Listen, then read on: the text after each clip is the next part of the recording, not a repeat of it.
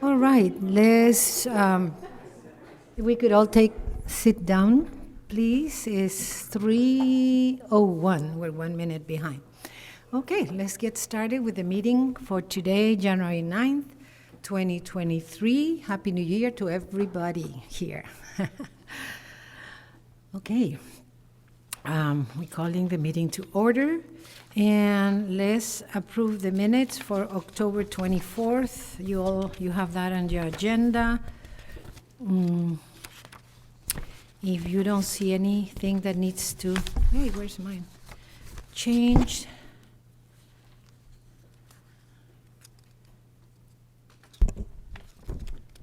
Nothing? Nothing. I approve the minutes. Okay. I'll second that motion. Okay, all those in favor? Aye. Aye. All right. Motion approved. He said motion approved. Do we have to do anything with those? Oh, no, that's perfect. We're done? Yeah. Okay, thank you. New business. So we have mural. All right, number one, mural Zane. You're up. Nice meeting you, Zane, in person. Thanks for being here. So, what do you want me to do?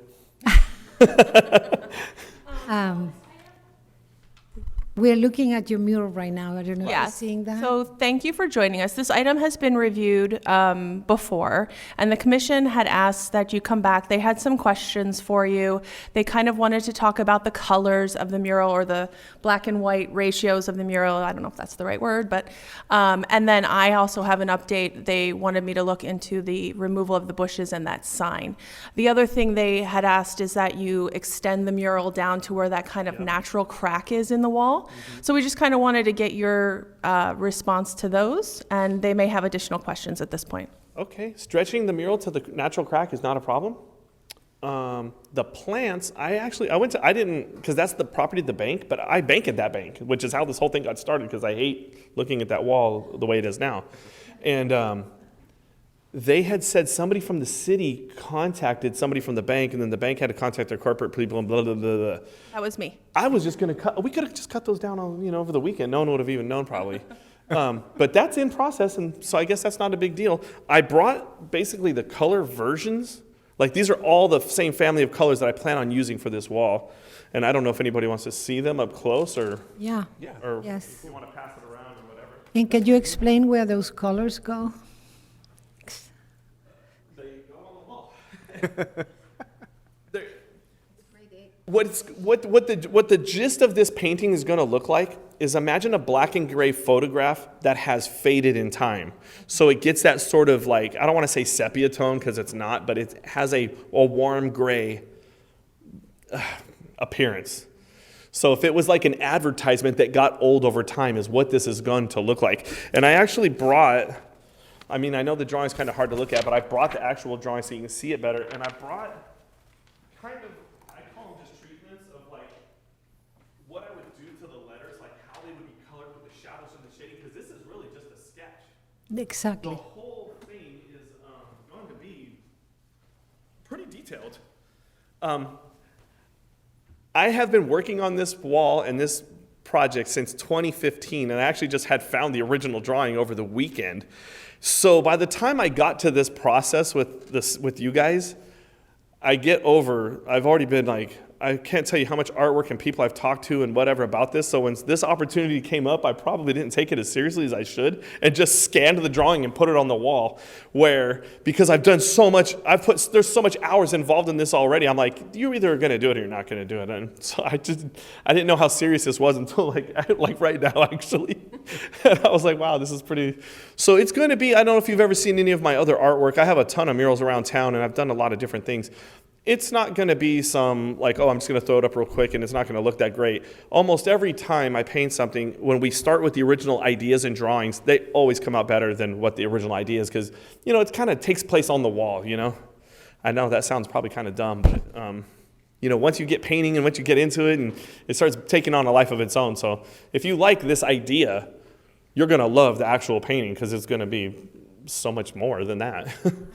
Zane, so I have some question regarding the proposal because what we got was a sketch. Yeah, that one right there. But I think what we would expect from you is a final proposal. Yeah, like a whole thing. Yeah, I'm Right seeing that now. I love what I'm seeing, but we are putting it together like a puzzle. You know what I mean? Yeah. I don't know what color 1 goes in 2, what 3 goes 4. I know it's going to look good. I love your art. I'm not saying that. But I think we need to expect from a proposal point of view that you give us a final rendering. You know what I mean? So we'll discuss it. That's my opinion. I'm 1 of 7. And I like this, but I have to put it together. It would have been nice if you could give us a final. Yeah. A final proposal. Yeah. All right. Okay. I think you can, I mean, the imagine. item that he submitted I mean, it's initially. very close to what that's going to be. Yeah, I think the item that he submitted initially is almost, except for stretching it down to the seam in the wall, that's what you're going to see. That's almost exactly what you're going to see, yeah, is that how that is. I think if you don't mind, I mean, I think with what you brought here today, the color tones and stuff, I think it's really easy to visualize more than it is just like seeing this on the wall. Bringing this along and really kind of showing us like the different colors that are going to go on there.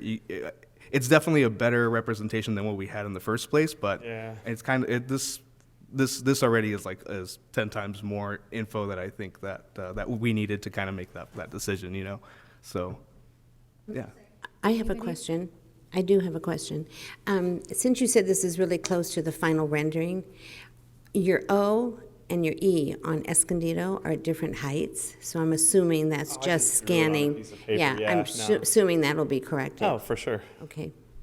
The E is actually bigger. It's supposed to be bigger, but the 2 O's will be different. Any other comments, questions? Zane, I love your work. The bushes down there, I mean, that's greenery, that's, So those are going to be taken out, supposedly. well, I'm just thinking, do they really have to be taken out? I mean, that adds to the, They didn't have to be, and I had got word that, because the drawing goes so low into the bushes. Yes. That we were just going to raise it up a little bit. But, I mean, once they contacted the bank, and then the bank was like, yeah, we're totally good with this. Kind of the whole idea behind this painting, too, also, is that that's a drive-through of a bank. So imagine, and there's a sidewalk and all this, can you imagine how many family pictures and people with their cars and all this stuff are going to take pictures in front of this for the next 20 years? So I think it's just better to get rid of the plants altogether. The box you probably cannot get rid of, though, because that's a utility thing, gas and electric or something. So I can speak to that because I was the one that reached out to the bank. And I've emailed back and forth with 2 different people now. So I don't have the final go ahead to remove that they're going to remove those bushes. But if they've already told you that, maybe they just have not gotten back to me yet because like I said, the person that was overseeing this site switched on January 1st. But they seem to, in our initial discussions, not have any problem with it, or at least trimming them down. And then in combination with maybe moving the mural up, the beautiful hidden valley will be very visible. I also asked about this fire lane no parking sign being just moved a couple feet down.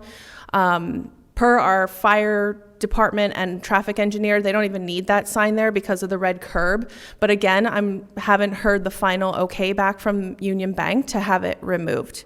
But our public works staff have said that they will remove it once we get that okay. Part of the thing with this bank situation is that they got bought out. It's not even going to be Union Bank anymore. It's going to be something else. So these people are probably this is the last of their problems. They're worried about if they're going to have a job or not. So that's probably why, if you haven't heard back, that's why. I would just like to see beautiful hidden valley Yeah, no. be able to be seen. And If they even don't if end the up taking them bushes out, I'll just don't take come them out myself. I have clippers. It's so easy. No one's going to care. I believe we mentioned before about having that box painted out the same color as the Yes, background. yes. And that would be a really nice touch. And that doesn't seem to be a problem with Yeah. anybody. And I like puns, so goes by, if that's a drive-through, that's kind of goes by. Yeah. Yep. So I like the project. Yeah, and I'm thinking banks are mostly closed on, they're always closed on Sundays, and they got every other, holiday and stuff off. I can just think of how many people are going to take pictures in front of this. With all the stuff I've seen through the flower shop, I don't know if you guys have ever seen Rosemary Duff's, but people have shown me so many pictures where it's every Christmas, it's them and then their kids. And as the pictures every year, the kids just keep getting bigger and bigger. And I totally see this happening right here. And then also that it's the timekeepers, it's the clock store.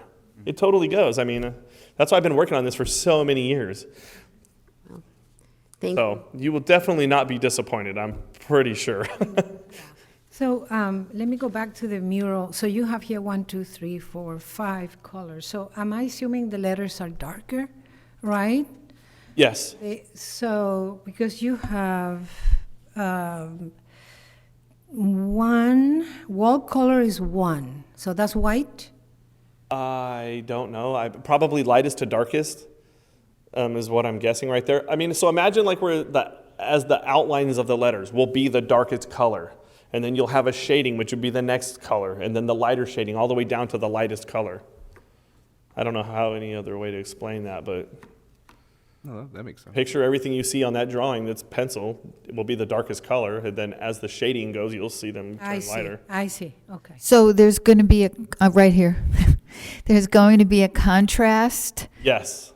with the lettering Yes. as time goes by. What's going to look like when it's done is it's going to look like these letters are thick, and they look like they're coming off the wall. Right. The secondary, I mean, the lettering is probably the main thing that is the message, but the other part that's going to probably be the thing that people like the most is going to be the pocket watch, which will have a ton of detail in it, you know? And like I said, I have put so much time and energy in talking to people, and they just keep disappointing me over and over. So I quit doing any more drawings and doing any more stuff. And I didn't realize how serious this was, like right here. So like I have another wall, for example, I want to do, and I have a full color rendering, and I have the building, and I have everything ready to go for, like, say when this one's done, I have another one to do with you guys if you want. That is a fully computerized. I vectored it out on my computer, put it on the wall with Photoshop. I mean, you can see exactly what it'll look like. So that'll be on the next project once we get this one done. That sounds good. Or hopefully. I said hopefully. This one's really neat. The other one's the exact opposite of this. It's very bright and, it's with Grand Avenue and the cars and stuff.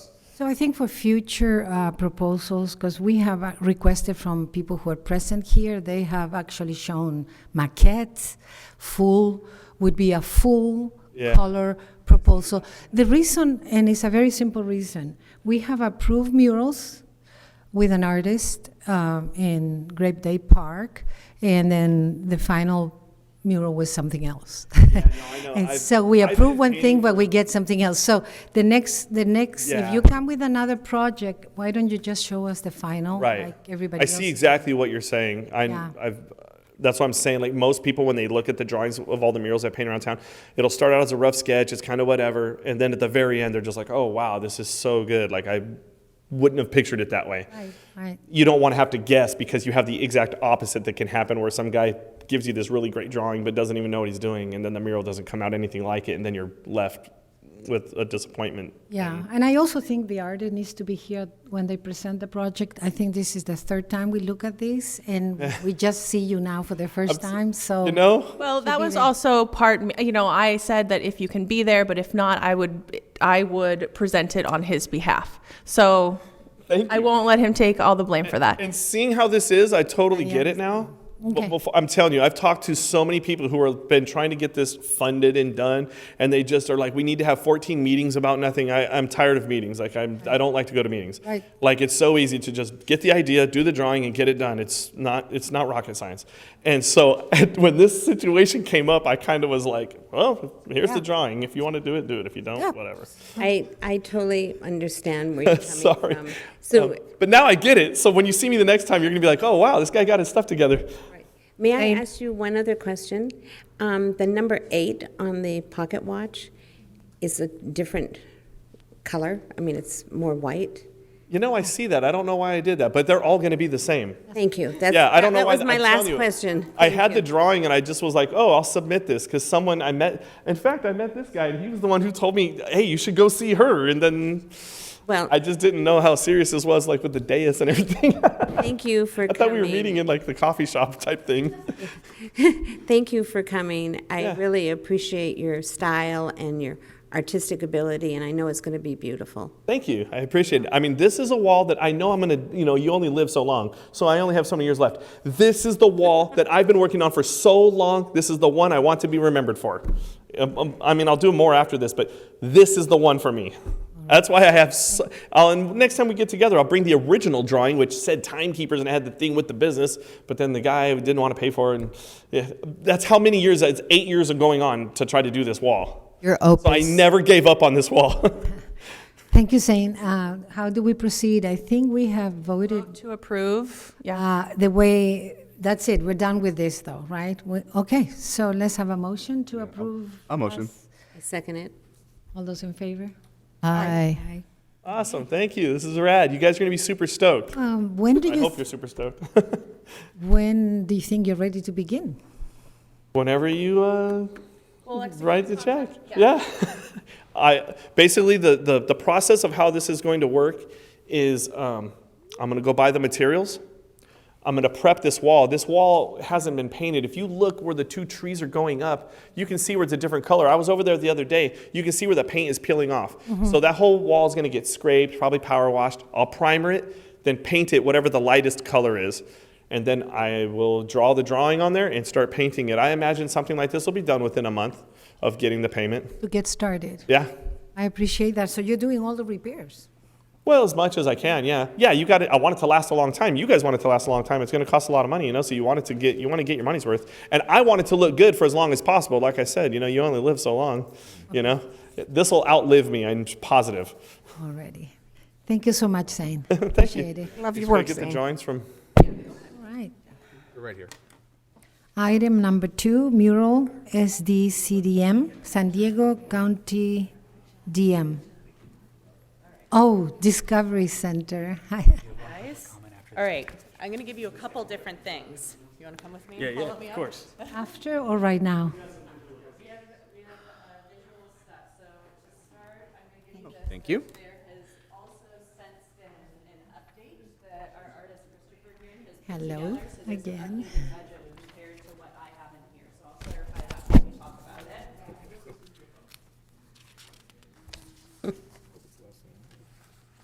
I thought. Thank you. Come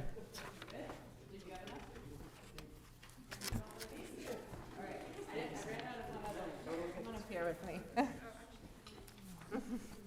Perfect. You had one more of that? Awesome. All right, well, thank you guys for having us. My name's Heather Disher. I'm the Director of Advancement over at the San Diego Children's Discovery Museum. I have a couple other people here, too, from my team. I have Whitney here as our Director of Education. I have Kathleen, our Director of Marketing. And then I have our lovely artist here, too. Hi, my name is Chris Johnson from Vista, California, and I work here in Escondido. So excited to try to improve the community through visual means. Perfect. Very nice. So I know we've been here a few times, and there was lots of questions. So if it's okay, I'd love to take a moment just to see if I can give you a brief overview, summary, and then hopefully answer any questions that you could potentially have. And then after that, if you do have follow-ups, Christopher's here too, so please feel free to shoot at that point. So just quickly to start, the first packet that I handed you, I wanted to give you a very brief overview. If you're not familiar with the Children's Museum, we're right across the street. Our mission is to spark a love of learning so that all children can discover their wildest dreams. So on that first page, you'll see the outside of our building, and you'll actually see a former mural that we had on the canvas out front of our building there. The next slide, it just kind of goes over a very quick history of how we came to be, and then also about that space. So we were founded, the museum, in 1999, and we moved into the building right across the street in 2011. So we've been there for over 10 years at this point in time, always Escondido-based, though. The mural design that you see up there in the big white canvas is an existing space that has been there. It was put up upon the request of the city after we moved there in 2011. I'm not entirely sure on the exact year, but it was put up upon the request of the city. What we used to do is hold annual contests of artists to put their designs up there, and we would print them on vinyl, and then we had a pulley system that would pull the vinyl up onto the big white canvas, and that's how it was displayed for us. In 2020, though, unfortunately, we discovered that that was not the most safe way of going about it, as the pulley system and the vinyl actually came down in the middle of a storm. So we know that's not the best approach going forward for everyone's safety. Since then, we have been left with just the white canvas, which you'll see on the next page. This is just our building as is right now. It's just a building with a plain white canvas out front, and so we would love to add some bright color to there that represents who we are as the Children's Museum in town. So our proposal to you, this number is changing now. Rather than the 26,000 that you see on there, on the other page, on this other document here, Chris has shared an updated budget with us. The updated budget proposal that we would like to request funding for is for $19,500 for a mural representing who we are as the San Diego Children's Discovery Museum, representative of our mission, vision, values, and displayed on the big white canvas right outside of our doors. We have about 150,000 people that walk through our doors every single day, not to mention the millions of cars that drive by on North Broadway every day too, so it would be admired and loved by all, I imagine. The painting it directly on the white canvas would include a live demonstration here by our lovely artist, and be a community engagement component. It would be custom designed by Christopher, and also a celebration of who we are as the museum, and also in our hometown here of Escondido. Our plan is to keep it up for a minimum of 5 years, and that would also include maintenance, the ongoing maintenance and insurance of the mural project as well. So on the next page, you'll see another rendering of what it could look like on the front of the building. And it looks like there's been some fun updates to it too, in Christopher's updated design too, adding some more color and filling some of the spaces. So take a look at that updated design. He did have quite a bit of inspiration. You came by for, how many site visits did you come by? For one, or you've been by a couple times now? I've been by 3 times now, yeah. So he's come by for quite a bit of inspiration and has pulled out direct pieces, you can see from here, from the museum represented in the mural itself. So we were, as a staff, we came together collectively and voted and decided that his was the best representation of who our identity was as the Children's Museum. So with this, you can see his estimated budget on the updated proposal that he shared. And what's really exciting about this that I also wanted to mention is this is going to be the first display of our rebrand. We just went through strategic planning as an organization, which has not been done in number of years, and we're actually in our rebranding process. This could look like potentially a new name, new logo, new identity, essentially. With the timeline of how this could potentially go out, this would be the beginning and first image, really, of our rebranding process here. So that's what's really exciting. And we would love for you to be a part of it, to support us in this really unique opportunity and almost be a founding member of this opportunity to come on board with us. So hopefully that answered some of the pending questions, but like I said, we're here to answer any follow-ups that you have as well. I know there's going to be a lot of discussion about the budget and all of that, so I want to get one question out of the way that's not about that. And I don't know if anybody on the panel will agree with me, or if you will agree with me. I love the rocket ship and the whole painting. Something in me wants the whole background to be blue. Okay. And I don't know if anybody else would agree with me, but it's just my comment. A little more basic, more contrast kind of thing. Yeah. Okay, understandable. You mean deleting all the clouds, or maybe they could be smaller? I guess we shouldn't delete all the clouds. I mean, I feel like that's an easy enough adjustment. Yeah, very, very easy. I'm not opposed to the clouds. I think that was probably, I would have been more in agreement seeing the first rendition where there wasn't much texture to the background, but now that you've added more details, I like where it's going at this Yeah. point. Good deal.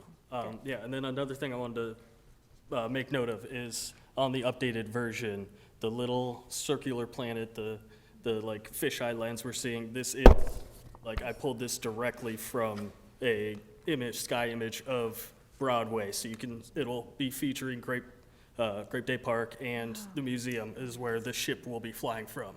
So it's 100% local, 100% locally sourced, actually. And then one other thing I wanted to add is, part of the plan with this is I wanted to capture a time lapse, a making of, so then the museum and or the city would have visual evidence and be able to use that to, for social media, however you would like. But I plan to make some videos along with just the painting, so. We included in there also just some of the press that we've gotten from previous mural projects. So I imagine just with the magnitude of this, we would get even more than what we've had previously. Are you planning to paint this on that canvas or wood? Isn't it wood panels? Right, like she said, it would be much more durable than the vinyl would. So in 5 years, what gets painted over? And I don't think that's necessarily true. I think there's an opportunity. I think we will sign a contract and commit to the 5 years, and at that point, we'll decide what to do and how it's preserved beyond that 5 years at that point. I have a Good, Anne Marie. I hate to throw a wrench in this just for my own thinking. First of all, I love children, and I love the Children's Museum. This is going to sound like I don't. But I was under the understanding that the Historic Preservation Commission was going to have a joint meeting with the Public Arts Commission about the historic value of the mosaic behind it. In going to the Pioneer Room and looking through some of their articles, which I have a whole folder here on it, that mural behind the canvas was the city's first public art project. So, I mean, to me, that's pretty iconic, and it depicts the history of, It's the San Pasqual Battle. It is a San Pasqual battle. It's a wonderful depiction of history. We can't hide history, and it is art. And I just have a problem with that. And the fact that we were going to have a meeting, I'd just like to postpone this for now, because we really need to have a meeting between the Historic Preservation Commission and the Public Arts Commission, not only on this, but there's Escondido as a whole is a historic town. And we can't lose our history, and we can't just hide it. What's in front of the canvas is important, but what's behind the canvas, I think, is just as important. We have had those conversations on our level about setting up that meeting, and it is supposed to happen February, March-ish. We don't have an exact date yet, but we are working on determining what that date is, and it will be happening soon. Can that mosaic be removed and put someplace else in the city? According to these articles, and I'm no expert on this at all, they crumbled, a lot of them crumbled when they took them off. It started out on the Fedco building, or Sears building, which became a Fedco building. There was 5 of them, and 3 of them survived. The one is on the Date Street, on the north side of Date Street that heads towards 2nd Avenue. And then this one was bought by the architect that bought the building. The building used to be a tire store, and the architect did buy 2 of them, and I don't even know, there might be one around somewhere, but a lot of them were destroyed. But this is something that can't be replaced. I have a second remark. It's supporting Heidi with the clouds. I would like to see this far cloud where the spaceship is flying to be actually removed, because it gives you a feeling of more closed in. And everything about children, of course, is about wonder and what if. And rather having that particular large cloud there, I think leaving it open space with maybe some stars thrown in gives a little bit of wonder to it. Well, we have a major problem then, or conflict, I should say, between history and the current. I believe you guys own the building. The Children's Discovery Museum owns the building. The conflict is that the mural that is behind, that has nothing to do with the purpose of the building right now. So I don't know how to proceed with this. I mean, I think they have the right, the museum, to have a mural on that canvas that they have now, while we find out what happens next. Otherwise, it's going to remain white for who knows how long. It's not going to be solved easily. I guess it would be helpful to clarify, Commissioner Span, are you suggesting that the board be removed and that mural be displayed? I don't see any other answer to that. It's kind of like, I know when the building was bought, they knew the mural was there, and it's like moving into an area when you have a baseball field with lots of lights, and then someone saying, gee, I want you to turn out those lights because I just moved in here. That mural is iconic, and I think it's historic, and I really believe it should stay. And I can't support putting something in front of it. It's not what's it's what's behind it. It should be restored, not hidden. How large is the mural, do you know? The whole How wall. large is the mural? It's about the size of the billboard itself, or the canvas It itself. covers the billboard, yeah. We'll say that the canvas is a couple feet out from the wall. So if at some point in time someone would like to take the mural out behind and preserve it somewhere else, they're more than welcome to, and there is space behind to do that at an alternate time. That's why we want to at least address the big white canvas that is blank at this moment in time. And we talked about last time about doing some creative rockets or something different on where it says San Diego Children's Discovery Museum, doing a little bit of updating the fences and just otherwise it could just look a little beat up. With our, we are as I mentioned, we are rebranding right now. So with that comes a lot of new things. That would be potentially be a new color scheme. It could potentially be a new name. It could potentially be a new logo. So there's a lot of things to come beyond just this space itself. Has the Historical Society of Escondido mentioned, do they know anything about this mosaic mural? And Yes, they do. And do they have any plans that they would be willing to offer? I think we have the Commissioner Spann, and would you like to address that? Is this the time to do it? I don't know. Zach? Can I call on my colleague here? She just mentioned something to me as well. Yeah, hi guys. My name's Kathleen. I'm the Director of Marketing. I was part of the project when they were doing the competition. We have approached the Historical Society. They don't have the funds to remove it. They also don't have a space to put it. They don't have Just a point of clarification, is it the Historical Society or the Historical Preservation Commission? Because those might be two different things. It may have been, it's the one that has the little museum that's within. Okay, the Historical Society, yeah. So yeah, I think just for clarification purposes, Commissioner Ryan, what Commissioner Span was referring to is the Historical Preservation Commission, which is the city-sanctioned commission. Yes. I think at this point, I don't think the Children's Museum is planning to move anywhere, right? You just bought it. The board in the front is not hurting or damaging what is behind, so it's, at least it's protecting it. And for the use that is currently being, which is a Children's Discovery Museum, I think we should move forward with the painting, with the caveat that it could be moved. I mean, this, and let me say something about being moved. Brian is your name, Brian? Chris?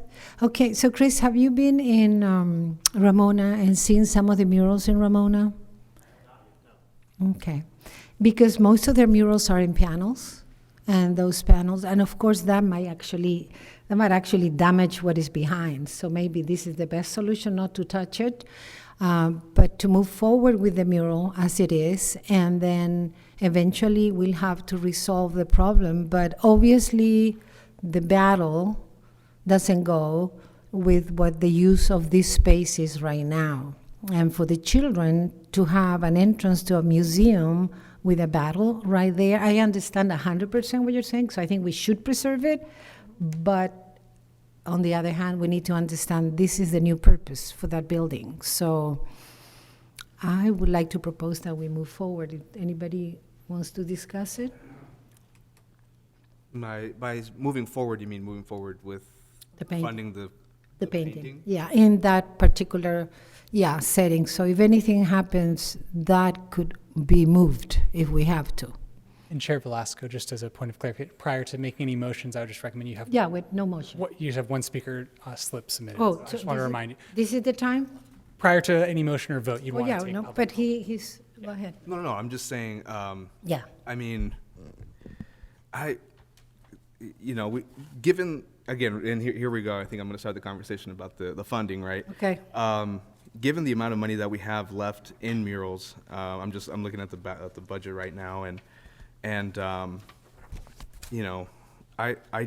do feel a little, considering, most of the murals that we are funding are on the wall, prepping the walls and doing all that stuff. So all the work is, I don't know what the difference is between, setting this up on a panel versus setting this up on a wall. So I don't know if I feel comfortable with okaying. I know you folks have brought down that price, but I still don't feel comfortable, funding the full 19,000? No, it's 26. No, it went 19.5. 19.5. 19,500 is Yeah, what we that's- Or, That's a very reasonable, or- that's fair, yeah. you feel like this is reasonable? It's reasonable. Yeah, I'm looking at the paintings that they have done in the murals, and this is a huge space. I was there a few days ago, right? It's huge. I just feel like we've funded other murals that are probably at the same size, that are on the wall for less money than what we've done. But they won't be the same price in the future. Was there a particular line item that you were uncomfortable with of the budget? I mean, I'm just digesting this today, so it would be hard for me to Where's the say panel figure? exactly, This one? but, I mean, given, the Children's Museum also is, we're not, this, Okay, got it. I also don't know, what funding looks like for an entity like the Children's Museum, for the Children's Museum to, I guess, expect the city to, fund this completely. We are a nonprofit organization, so we do rely on philanthropic support. At this time, we don't receive $1 from the city of Escondido. In the murals that we have paid, here we have installation, labor, and insurance. Did we pay for their insurance? Yes, We did. on some, yes.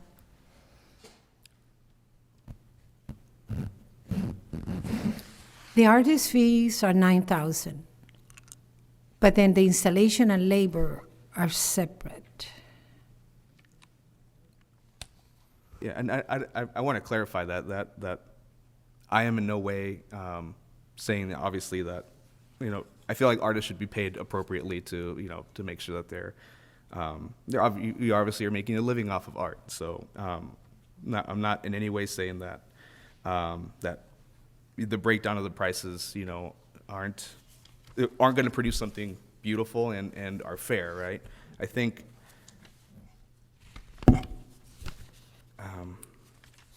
Are you finished?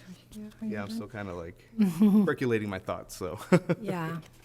You came down quite a bit in price from the original one. I appreciate that.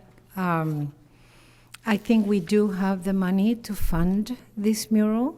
Where did you get your money from in the past when you did the other, that were done? It was a fundraising effort. Fundraising effort, okay. Not through the Public Art Commission. I don't think historically we've received funds from the Public Art Commission. Thank you. Yeah. Any other comments from the commissioners besides? Okay, we have a public comment. Jimmy Span. Sounds like a familiar last name. Span. Good afternoon, Commission. I'm James Span, Chairman of the Historic Preservation Commission. I'm not here to shoot down this mural or make any comment on the way it looks. I'm just very disappointed that we did not have this meeting that we're supposed to have before this came to pass, before it came back up here. I know Zach has been working on putting it together. Now I hear March maybe. I think that's really keeps going another month. That'll be 4 months since we should have had it. I'm asking you to delay any decision on this. The value of the historic piece behind that, I'm not saying to take it down or anything else. I think we need to have some understandings as far as what we can do and what we're covering up.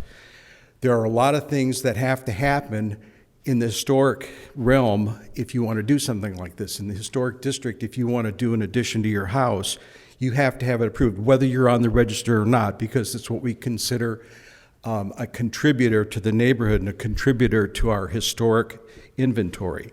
The piece that's behind there, of course, was the first public art project by the city, and to have it done right now, you could not even afford I don't think our yearly budget would allow you to buy it. I'm just asking that you postpone any decision. We have a joint meeting and we move it forward as quickly as possible, just so we can know where we're coming from. Our city has plowed over and destroyed the best historic things, buildings, signs, things that you would think, well, it's on the building, so it belongs to the owner. Physically, it might belong to the owner, but visually, it belongs to everybody that walks by there, because that is a part of California, part of Escondido. Thank you. Thank you. Comments? Any comments? Do we actually have a picture of what this mural looks like? I don't believe we have. I do not have one with me, no. There is We one. even have an image of it, but I will say it is not representative of who we are as a children's museum. It's the Battle of San Pasqual, somewhat inappropriate for what is going on, what we inspire in our walls. I do agree with that.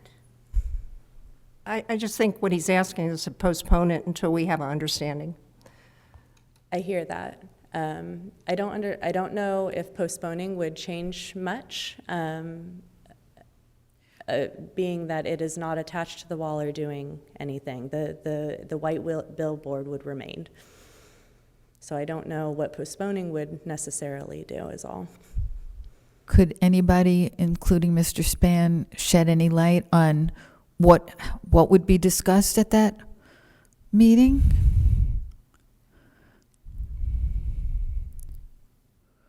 Well, I think we need to have an understanding with the owner as far as what's behind it. I think the city, if we're going to be putting money into this, we ought to be putting money into restoring what's on the building, because the longer it sits, the more maintenance it needs. There's a certificate of appropriateness that you have to do to paint your house. There are different things that this should have to go through, and I think that we're kind of circumventing a lot of the procedure by just saying we're going to pass this right now. I think it should come up to the Historic Preservation Commission just because of what it is. I'm not saying we're going to shoot it down. I have nothing wrong with the mural, but I think we just need to have some kind of an understanding. And I was under the impression that this would be put off until we had a joint meeting. Danielle, would that joint meeting be, how soon could we do that so that we don't continually postpone? I can speak to that, Danielle. Okay. So we're waiting for approval from the Development Services Director, who oversees the HPC, the Historic Preservation Commission. So as soon as I receive confirmation from Andrew Firestein, then we are able to schedule it. But until I receive confirmation from him, we can't schedule the meeting because he has to agree to that meeting taking place. I would anticipate the quickest would be February. February. any I- stipulation in the sales requiring that you maintain and continue to have? No, not that I know of. It was requested by the city for us to put the big white canvas up so that we did not damage the mural behind in the case that something were to be done with it later on. So that's the only requirement the city made of you? Yes. Is that you protect, basically, the mural, which So you've done? So this wouldn't, the painting itself, it wouldn't change anything. It would still just add a little bit of color to the building. But it would still be up on it if a decision was decided later on to preserve it in some capacity. We need a motion either to delay this for after the meeting, or we need a motion to go ahead and approve this proposal as is, painted directly on that board canvas, and with the caveat that it may have to be moved in the future. So, does anybody want to make a motion, one way or the other? And prior to a motion being made, just for the commission's awareness, Commissioner Ryan has to recuse herself from this particular item because of her involvement with the Children's Discovery Museum. Okay, So just so you know, for voting purposes, you have 5 members that would be voting. yeah. Okay, so do we have a motion to postpone it? I motion to postpone. I second it. Out of respect. Can we have discussion before we? Most definitely. Okay, so my concern is nothing would really change immediately because there's no money to, first of all, the conflict is between the purpose and use of that building with preserving a historical, and I'm all for preserving it. So at this point, you can't just remove this canvas and leave the wall there because it's a military, it's a battle. It doesn't go with the Children's Discovery Museum. By putting this on front, in a way we are allowing the museum to attract and be visually attractive for what they do and their purpose. But we're not damaging what is behind either.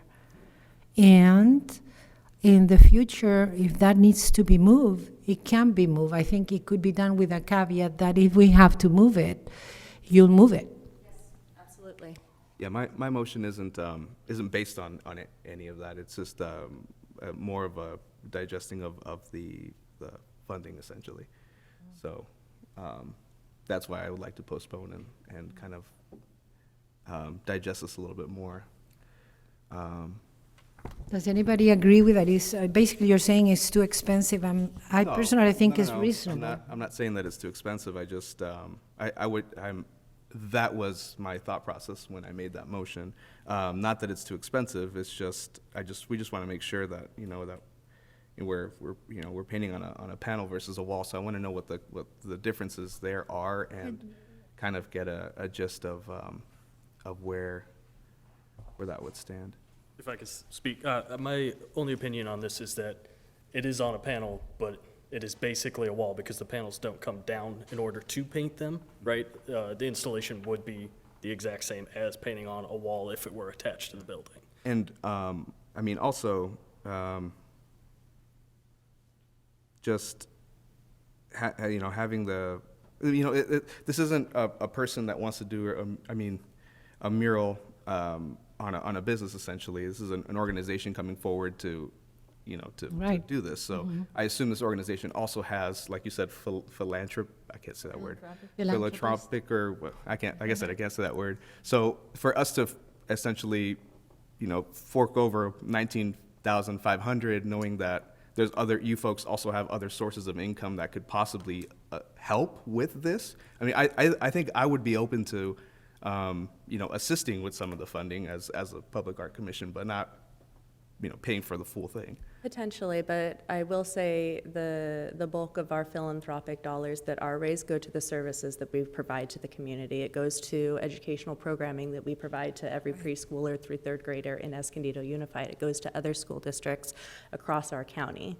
It goes to libraries. It goes to a lot of different places so that we can provide educational enrichment for students.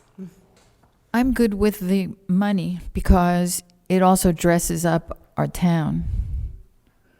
And that's our vested interest. It's right on North Broadway, so every single person that comes into town is going to see this. And I think it's a really great demonstration of not only who we are as the Children's Museum here in Escondido of our hometown, but also Escondido itself.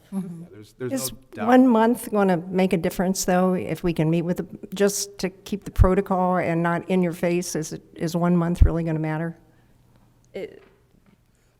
I will leave the I'm decision asking you. up to you, although this has been since spring that we have come back multiple times. So that's where I would request a decision be made sooner rather than later. I think we've come back a couple times. We also just organizationally do have other exhibits and programs inside that we have a timeline for, and so we consider this one of the elements in that we staffing-wise need to allocate our time for. So for us, we have 3 of our directors here, and that's quite a bit of our leadership team, and so we really value this project, but we also have other projects that we want to make sure that we can focus on as well. And so for us, it would be in our best interest to have a decision sooner rather than later so we can focus on our other educational programs for the city as well. Wasn't this motion passed and seconded? We don't have a motion yet. Yeah, there was a motion and a second. What was the motion? It was to postpone. Postpone it? Yeah, you have a motion and a second, but that motion can be revoked if the second and the motion. Was it second? Who seconded? I did. Yeah. I had a different reason. Yeah, there's different reasons, so we. But the motion still counts. But if the seconder wants to recuse, if you want to remove your second, you're able to do that. But I am in the thought process, so I'm thinking of revoking it because it seems to me that there's going to need to be something put there regardless of what goes down at the meeting between the 2 commissions. Am I correct in that thought process? So I'm revoking.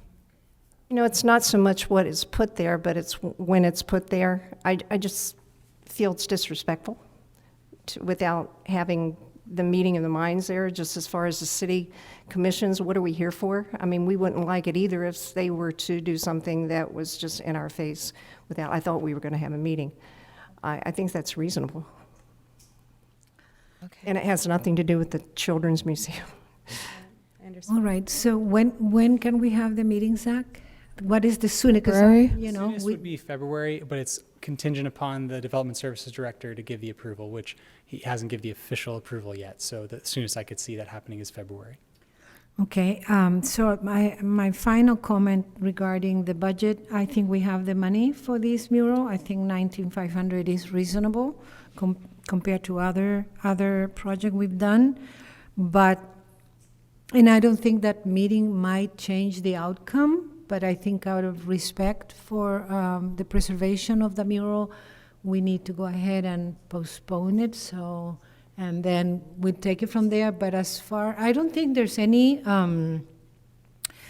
complaints or any problem with the design and everything you have presented. So that's done. So we don't have to worry about that. But, so let's wait for that meeting, and then, so let's have a motion about postponing it.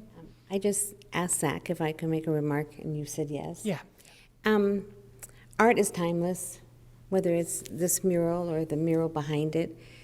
I think what we have is a blank canvas. It's been blank for a while, with children coming in and not having that opportunity to get excited outside the building about what if. And isn't that the question we should always ask? What if?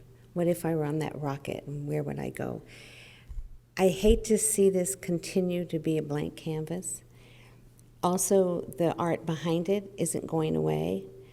I do think it would be fair, and not at the expense of the Discovery Museum, for the city to look at maybe finding a way to preserve it so that when it's appropriate they can be on display proudly and not deteriorate, as we have heard from Patricia that they do deteriorate. I think, I don't know what the role of the city would be in helping preserve, but it is timeless art. It is about our history, and it deserves a right to be preserved in a way that isn't going to crumble or waste away. I think it's a shame that we leave a canvas blank for a longer time period, even though we have an artist and we've approved the art apparently. Mm-hmm. That's my only remark. It's been blank since 2020. So we still have a conflict. So, do we have a motion one way or the other? I move we postpone it until we talk to the HPC and we get a meeting of the minds there, and as soon as possible, and just move forward from there. I re-second. All those in favor? Aye. Aye. Motion Okay. approved. And just to add to that, can we make it sure that it happens, and maybe we can call for a special meeting where you wouldn't have to come? I mean, you already did the presentation, this is a different issue, and then maybe we can move ahead and approve it without them showing up again, because this is the third time, I think, right? Okay, thank you so much, we really appreciate it. Thank you. Thank you. All right, and where is my agenda? Number Another 3 mural. on the agenda is another mural. Can I ask to move that to the end? Yes. Okay. All right, so the 258 East Second, that one? Yes, that's kind of just an update. The artist isn't here, so I figure we have guests in the audience that I don't want to hold up in respect of their time. Okay, so we're moving to item number 4, lighting the way. Come on over. Good afternoon, everyone. I'm Carol Rogers. I think we all know each other with Stone and Glass. And this is James Stone. I think I want to steal some words from Zane. We've been working on this for so long.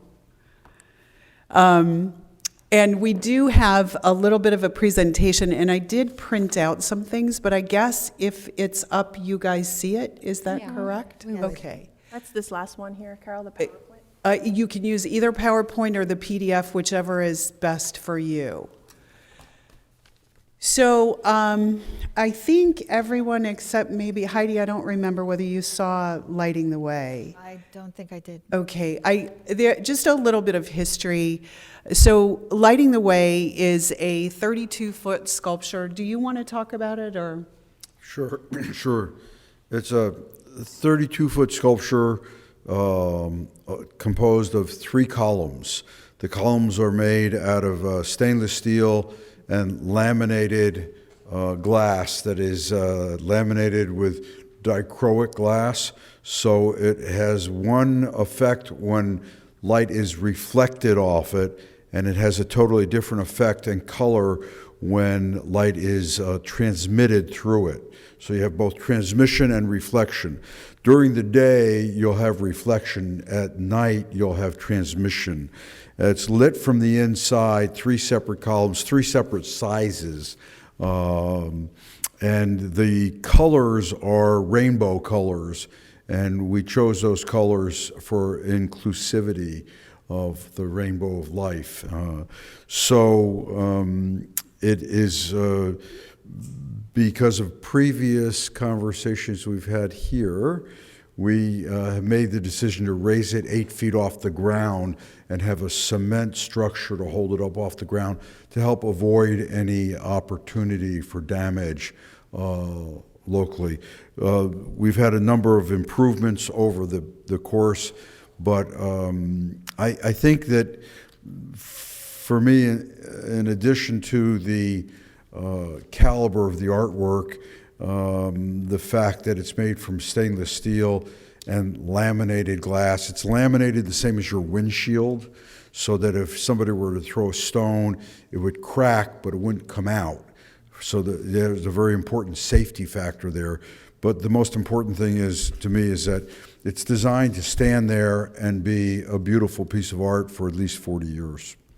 And included in the package that we would supply the city with backup glass in the event that somebody decides to shoot at it or throw a stone at it or something.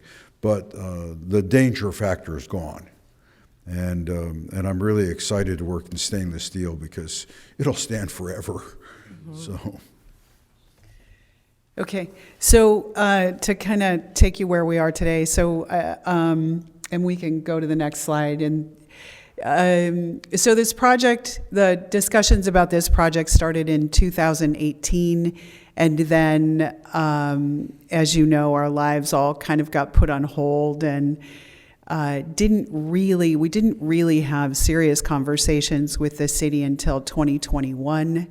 And the project was approved, and we signed an MOU in November of 2021. And after that, we had to begin our fundraising activities. And Stone and Glass is not a nonprofit, so we cannot take donations directly. We worked to find a fiscal sponsor that would allow us to keep as much of the money in Escondido as we could. And we thought that we had an agreement with, I go back and forth about whether I say the name of the organization or not. We thought that we had an agreement with the Chamber of Commerce. And we began to build a website, and we went out and we got some pledges from clients, from some of our clients and people in the city that were willing to support the project. And it dragged on for months and months and months and months, and we didn't have the avenue to actually collect that money. And finally, in, I believe it was September of last year, the chamber admitted that they did not have the capacity to do this for us. And in the meantime, our largest pledged donor passed away.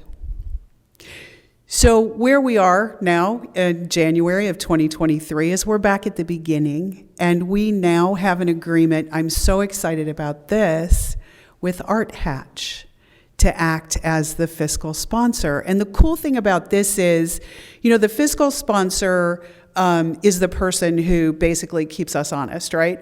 They have a separate bank account for this. They can give people the letter of validity of the donation and so forth. And for that, they receive a fee. And they do such wonderful work here in Escondido, and they're so well established that they're the perfect partner. I don't know why we didn't think of them in the beginning. So that really exciting thing is happening. And then one of the things that this commission, Anna Marie in particular, said to us was, I would really like for this to have a bigger presence. The fact that it was just an obelisk wasn't really comfortable for you guys. You wanted more. So we are talking to the San Pascual Band of Mission Indians. They have an artist that has a sculpture that is circular that we believe will be the perfect partner around the bottom of this sculpture. I had hoped to have some artwork to show you today. I do not. But as I said, we're kind of at the beginning of this project again. We lost a year. I am more excited than ever to get this done. It's probably a 12-month time frame at best. The fundraising and the work on the project will happen in basically 4 phases. The most critical for us is to get the engineering money, first of all, and that's in the neighborhood of $35,000 to $40,000, and that will, it's about a $400,000 project. But the engineering will open the doors to know exactly what the budget is and, the exact materials and, finish the picture for us. So we're encouraged. I don't know what else to say, James. What else do you want to say?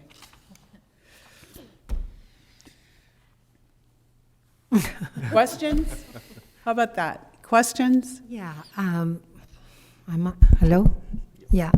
I can't remember the word. What do we call the bottom of the sculpture? The cement part? The base. No, there's another name for it. The pedestal. The pedestal. Can we put the picture, the photo of the, okay. So when we talked with James and Carol several times, and my concern, because I actually took Danielle, I took several people.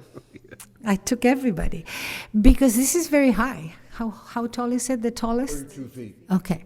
But the bottom, the base, is only 6 feet. What you're not seeing is what's underground. No. I'm aesthetic. I'm not. Okay, This is only aesthetic. So when you look at it from far away, you have this very long thing based on a pedestal that is very narrow. And to me, aesthetically, calls for a major pedestal that is embracing, supporting this high tower. So I wasn't thinking of another art piece underneath. No. It's just the pedestal should be in ratio or in proportion to the height. You presented other ones that we have in the past, and it looks very tiny and very, skinny and tall in the middle of nowhere. So that was my concern. I still have it. That is, to me, something that design needs to take into account in the future. And it doesn't have to be an art, like you're saying, another artist. It's just the pedestal needs to be different, bigger, thicker, I don't know, and open to discussion. But the main problem is, who's going to start with the fundraiser, and who's going to be in charge? We're doing the fundraising. You're going to start? We're doing the fundraising. Yes, we now have a vehicle to be able to take the money. And I appreciate your recommendation on the base. The sculpture was approved as designed. We did make the base bigger, but not huge. I don't recall that at all. I think I can look at my notes. Yeah, there was always a caveat. I think what she's saying, yes, you recommended that the base be larger, and they enlarged it. Yes. Which is what you're seeing here. I mean, you probably can't tell by this image here, but they have enlarged that design, and then I guess now they have this other piece that's going to complement it, which I think we'll see in the future. Yeah. So we really haven't decided on the base at all. Well, we didn't say. I need to look at my notes. I'll go back into my notes and the minutes. So, yeah, at least I'm concerned making it, a foot wider doesn't solve the problem, as far as I'm concerned. But the major problem is money. So it's been... Major problem, please? Money? Funding, yeah. Okay, so is the major problem money that you think we're asking you guys to put in, or the major problem money on the building? Basically. Because first of all, engineering-wise, and we have a design partner who has a lot of experience in building very large medical buildings all over California. We have been assured that engineering-wise, this base will take and pass the wind shear tests that the city is requiring. The city is requiring those tests. If you're talking about an aesthetic and revisiting the aesthetic of how it looks, that's a very different question. So I'd like you to clarify that, please. Yeah, it's two different things. So I don't think anybody here has concern. You presented an architect with you that came at the beginning, right? Yeah. He was your... Bob Rosenthal. Right. So, and I'm sure the city would have to look at all of that, right? The engineering part of the portion of that? Yes, eventually? Absolutely. And we've been in conversations over the last year. I mean, when the project was more active, and then obviously things got stalled out a little bit. But yes, we're very much involved in the project. Yes. And forgive me, I'm not sure, I'm a little hard of hearing. Did you answer my question? James. Which one? Is this an aesthetic question or an engineering question? There's two questions. One was the budget. How do we get the money? And you're saying you guys are addressing that by beginning to actually start looking for revenue. So that's one. The second one is that the bottom of this piece, for me, is still not okay. And I don't think, I'm personally not asking for, I'm asking for a different design for the base, basically. Well, I have a question regarding that. Can you describe this circular? I would like to see it in my mind's eye. Can you possibly describe what the Indian or Native American? I've only heard a very brief description of it. It's a circle of people, and it's a concrete sculpture, is my understanding, but I can't tell you much more than that. And it goes around it? It goes around it.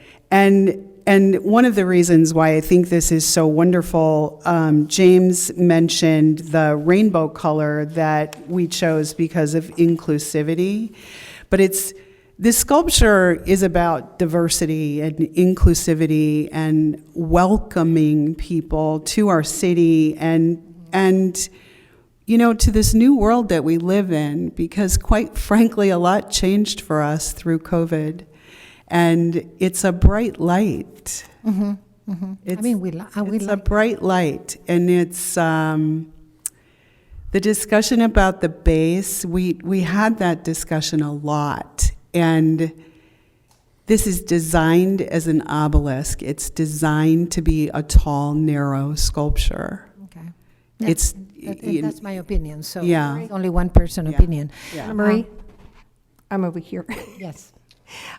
We went through something with the city when we put up the old Escondido signs that, I mean, the city, if they say something has wind shear value, it's to the specs of Katrina.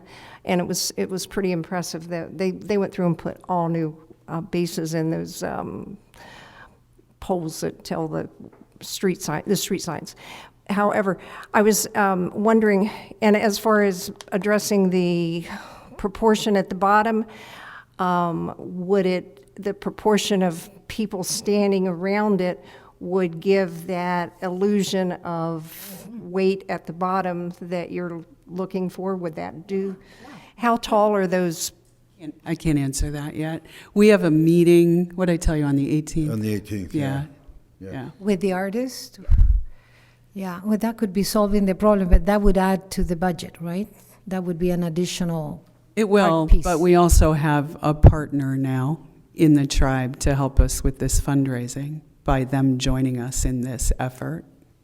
Okay. In case the San Francisco Band of Mission doesn't participate, would you be more comfortable, Anne-Marie, if there was a reflective type of coating on the base? Is this cement on the bottom? I think we have to be careful with too much more reflective. There's a very expensive study that's having to be done on this sculpture because of its reflectivity, and I would think that anything that is down that low would become a big problem. That is So correct. That's probably. We don't want anything reflective down on that level. We're already having to do a study for the 3 pillars. So, do you have in your photos the previous lighting, the way that they presented? It is actually on a scale in that triangular piece of land. I didn't bring any of those. No, old. but she should. I may have an old. You probably. But again, I just want to reiterate that this is just an update, right? And so I'm just sure when they meet with the artist for the people, yes, they will bring the item back. We can look at it, we can see it, we can put it to scale in the little triangle space. The city also committed to redoing all the landscaping on that median there, so we can have that rendering. So you'll get to see a full picture of what the piece will look like at completion. Yeah. Did the city? And that might be helpful. Did the city commit to the reflective study? Of Yes. The 35,000? Yes. Okay, while I'm speaking, a reflective base doesn't necessarily mean reflective panels. It can be also colored, doing a different color on the bottom. I don't know. I'm not sure I'm understanding why you don't like it. No, it's perfect the way it is. No. It's just a problem of proportions. That's it. If you look at it in the original, I guess there will be a next time again, but it just looks like a very thin base and very tall, and that's it. It looks kind of lonely, but it doesn't matter. That is not the major problem. That little triangle of land is abandoned now. The city is not keeping up with the landscape at all. I just went by the other, there it is. Yeah. And so it's Although my, this is- I'm sorry to interrupt you, Commissioner Velasco. This is not in the correct position. it's not. Because of traffic rules, that it's going to have to be placed back more in the wider section of the triangle. So that will be pushed back, bushes will be removed, or shrubs will be removed, and new landscaping would be installed. there's just palm trees there. And right now, the landscape is, they let it go. The city is not maintaining that at all. It looks quite sad. So any other question or concern from anybody? No, just a comment. I mean, I think it's if we have that thing around it, I Yeah. think this whole issue with the proportions and all that stuff will probably be solved Right. relatively easily. And I'm thrilled to hear that they're supporting this as well. I think that's super cool that we're having folks who are native to this land like also contribute to an art piece here in our community. I think that's something huge that should be celebrated as well. So I hope that does come through. That'd be awesome. When the Washington Monument was first put up, people had the same reaction. It's stark, it's bare. So they capped it with stainless steel at the top. So, and it made it totally different. And I think This if does we, have a triangle at the top. Oh, it does? Yeah. Okay. Grab some old photos. Okay, I was wondering, but I think it'll be quite stunning and a wonderful way, particularly of lighting the way into our city. Yes. I think Yeah, it's beautiful. I'd just like to point out, as a frame of reference, we have not done any additional design work since the initial presentation and approvals, because the next step was to go after financing Engineering. and engineering, and we have done some of the engineering work, but as soon as it became apparent that we were stalled with the finances, there was no way for us to proceed until we had a venue and a way to take money in. So this has been in stasis since things fell apart with the chamber. And if I understand correctly, and I may not, but my understanding was you guys requested an update. And the update is that this has been asleep until somebody stepped forward to help us with the financing. And that is the case with Art Hatch and our new artist who's going to be involved to contribute. So in whatever you're looking at, it's unfortunate, but you have to think that what you saw was 2 years ago, and nothing has happened since the financing fell apart, which is the way it happens with large projects around Escondido. Palomar Heights, which we have a contract with, which we have been paid in full, but we can't do the job. May I ask you a question? Besides the $35,000 that the city has committed, will you be asking for more funds from the city of Escondido or our commission? You know, I'm going to answer this in a way that my wife is probably going to kick me under the table here. I really do not want to ask you guys for money, because it is my belief that if we bring the money to the table, then we're in control of the project. If we have to come to you with our hand out and say, give us $100,000 or pick a number, then we have to honor the input in a different way. Not that we will dishonor the input, but if we're bringing the money to the table and we're putting together this gift for the city, we're in a different position. So quite frankly, I always like to be in the position to bring the money to the table. That's me personally. If you guys today or in the future say, hey, we will match your funds, well, okay, then we're doing a different dance. It's different music.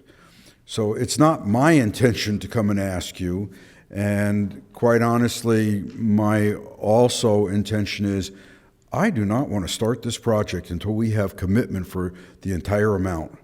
The last thing I want to do at this point in my career is start a $400,000 or $500,000 project, get half, 3/4, 90% through, and go, now what? It's too late in my career to do that. So that's my answer. And forgive me, I don't mean to offend anybody here. It's a natural ability I have. My wife will tell you. But that is the way I look at it. Is when I stand here in front of you, I'm bringing you the money. We hope you'll buy in. We want to listen to everything, and everything you have contributed will make this a better project. The fact that Anne Marie suggested some changes on the base and we found this other artist, I think that improves the project.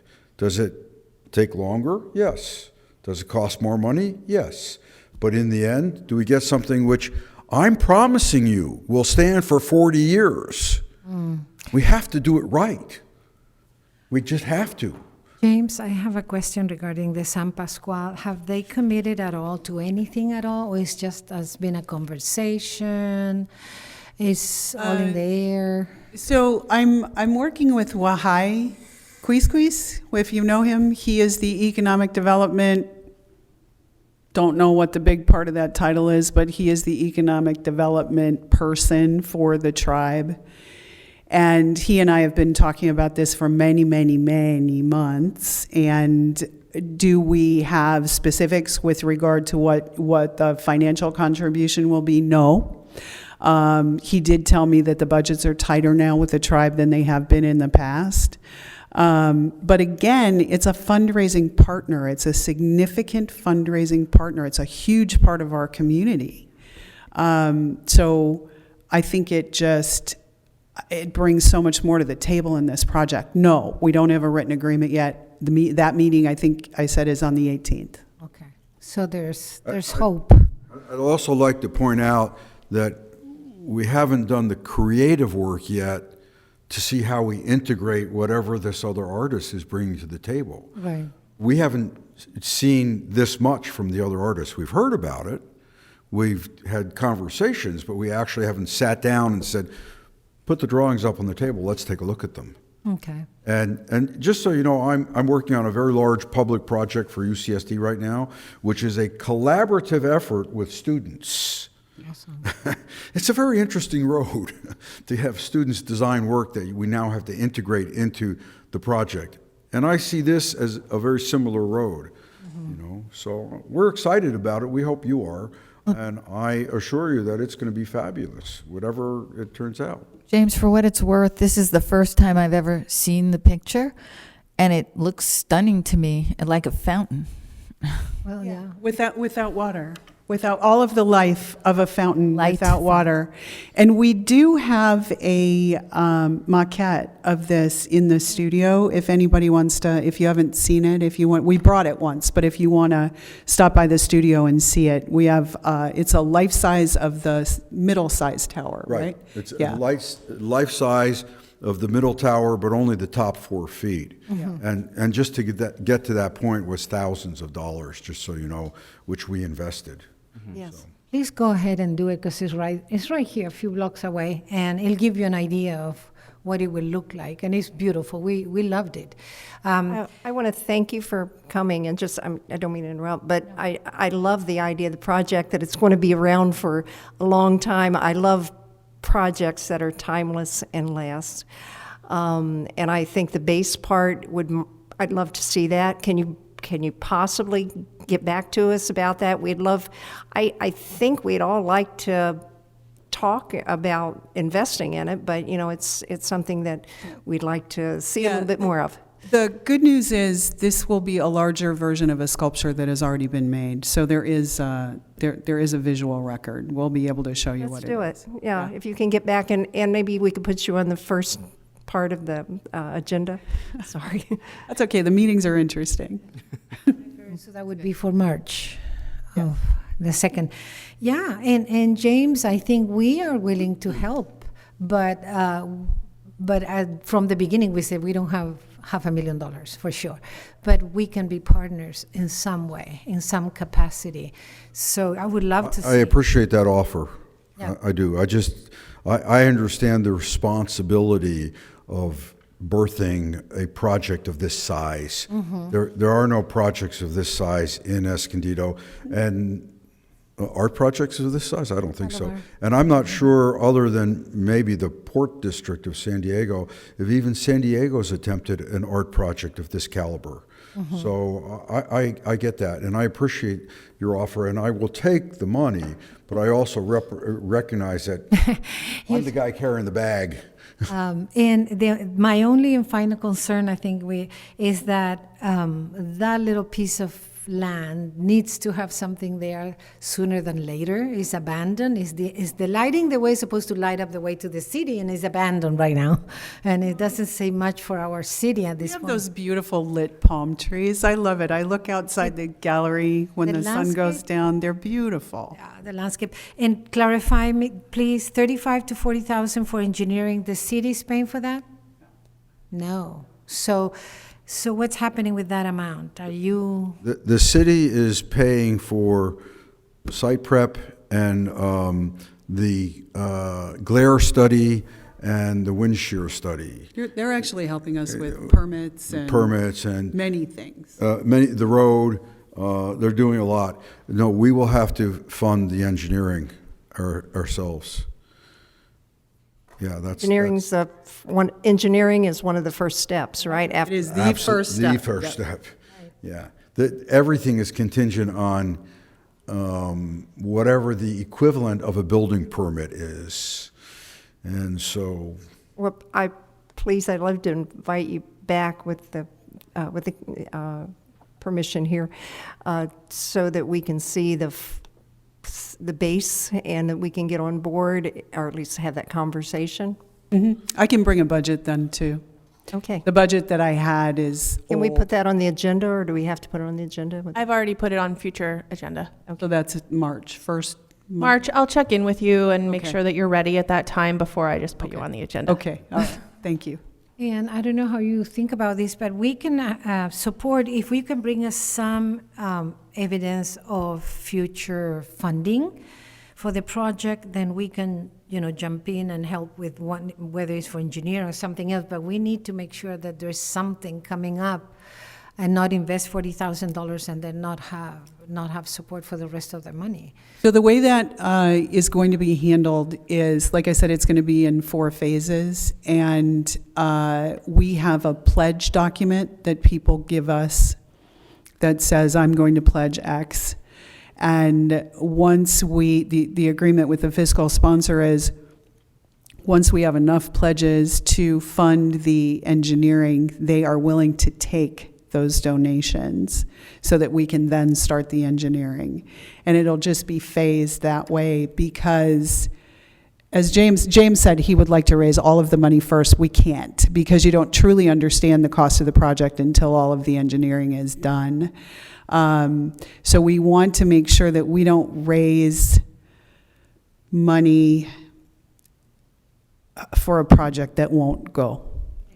And the people that are committing to donate in the beginning know that they are funding engineering for a project that is still in the beginning phases, and they understand the risk. So the pledge, so the first. Yeah, so we would be able to bring pledge documents with us. For the next. Yeah. Okay.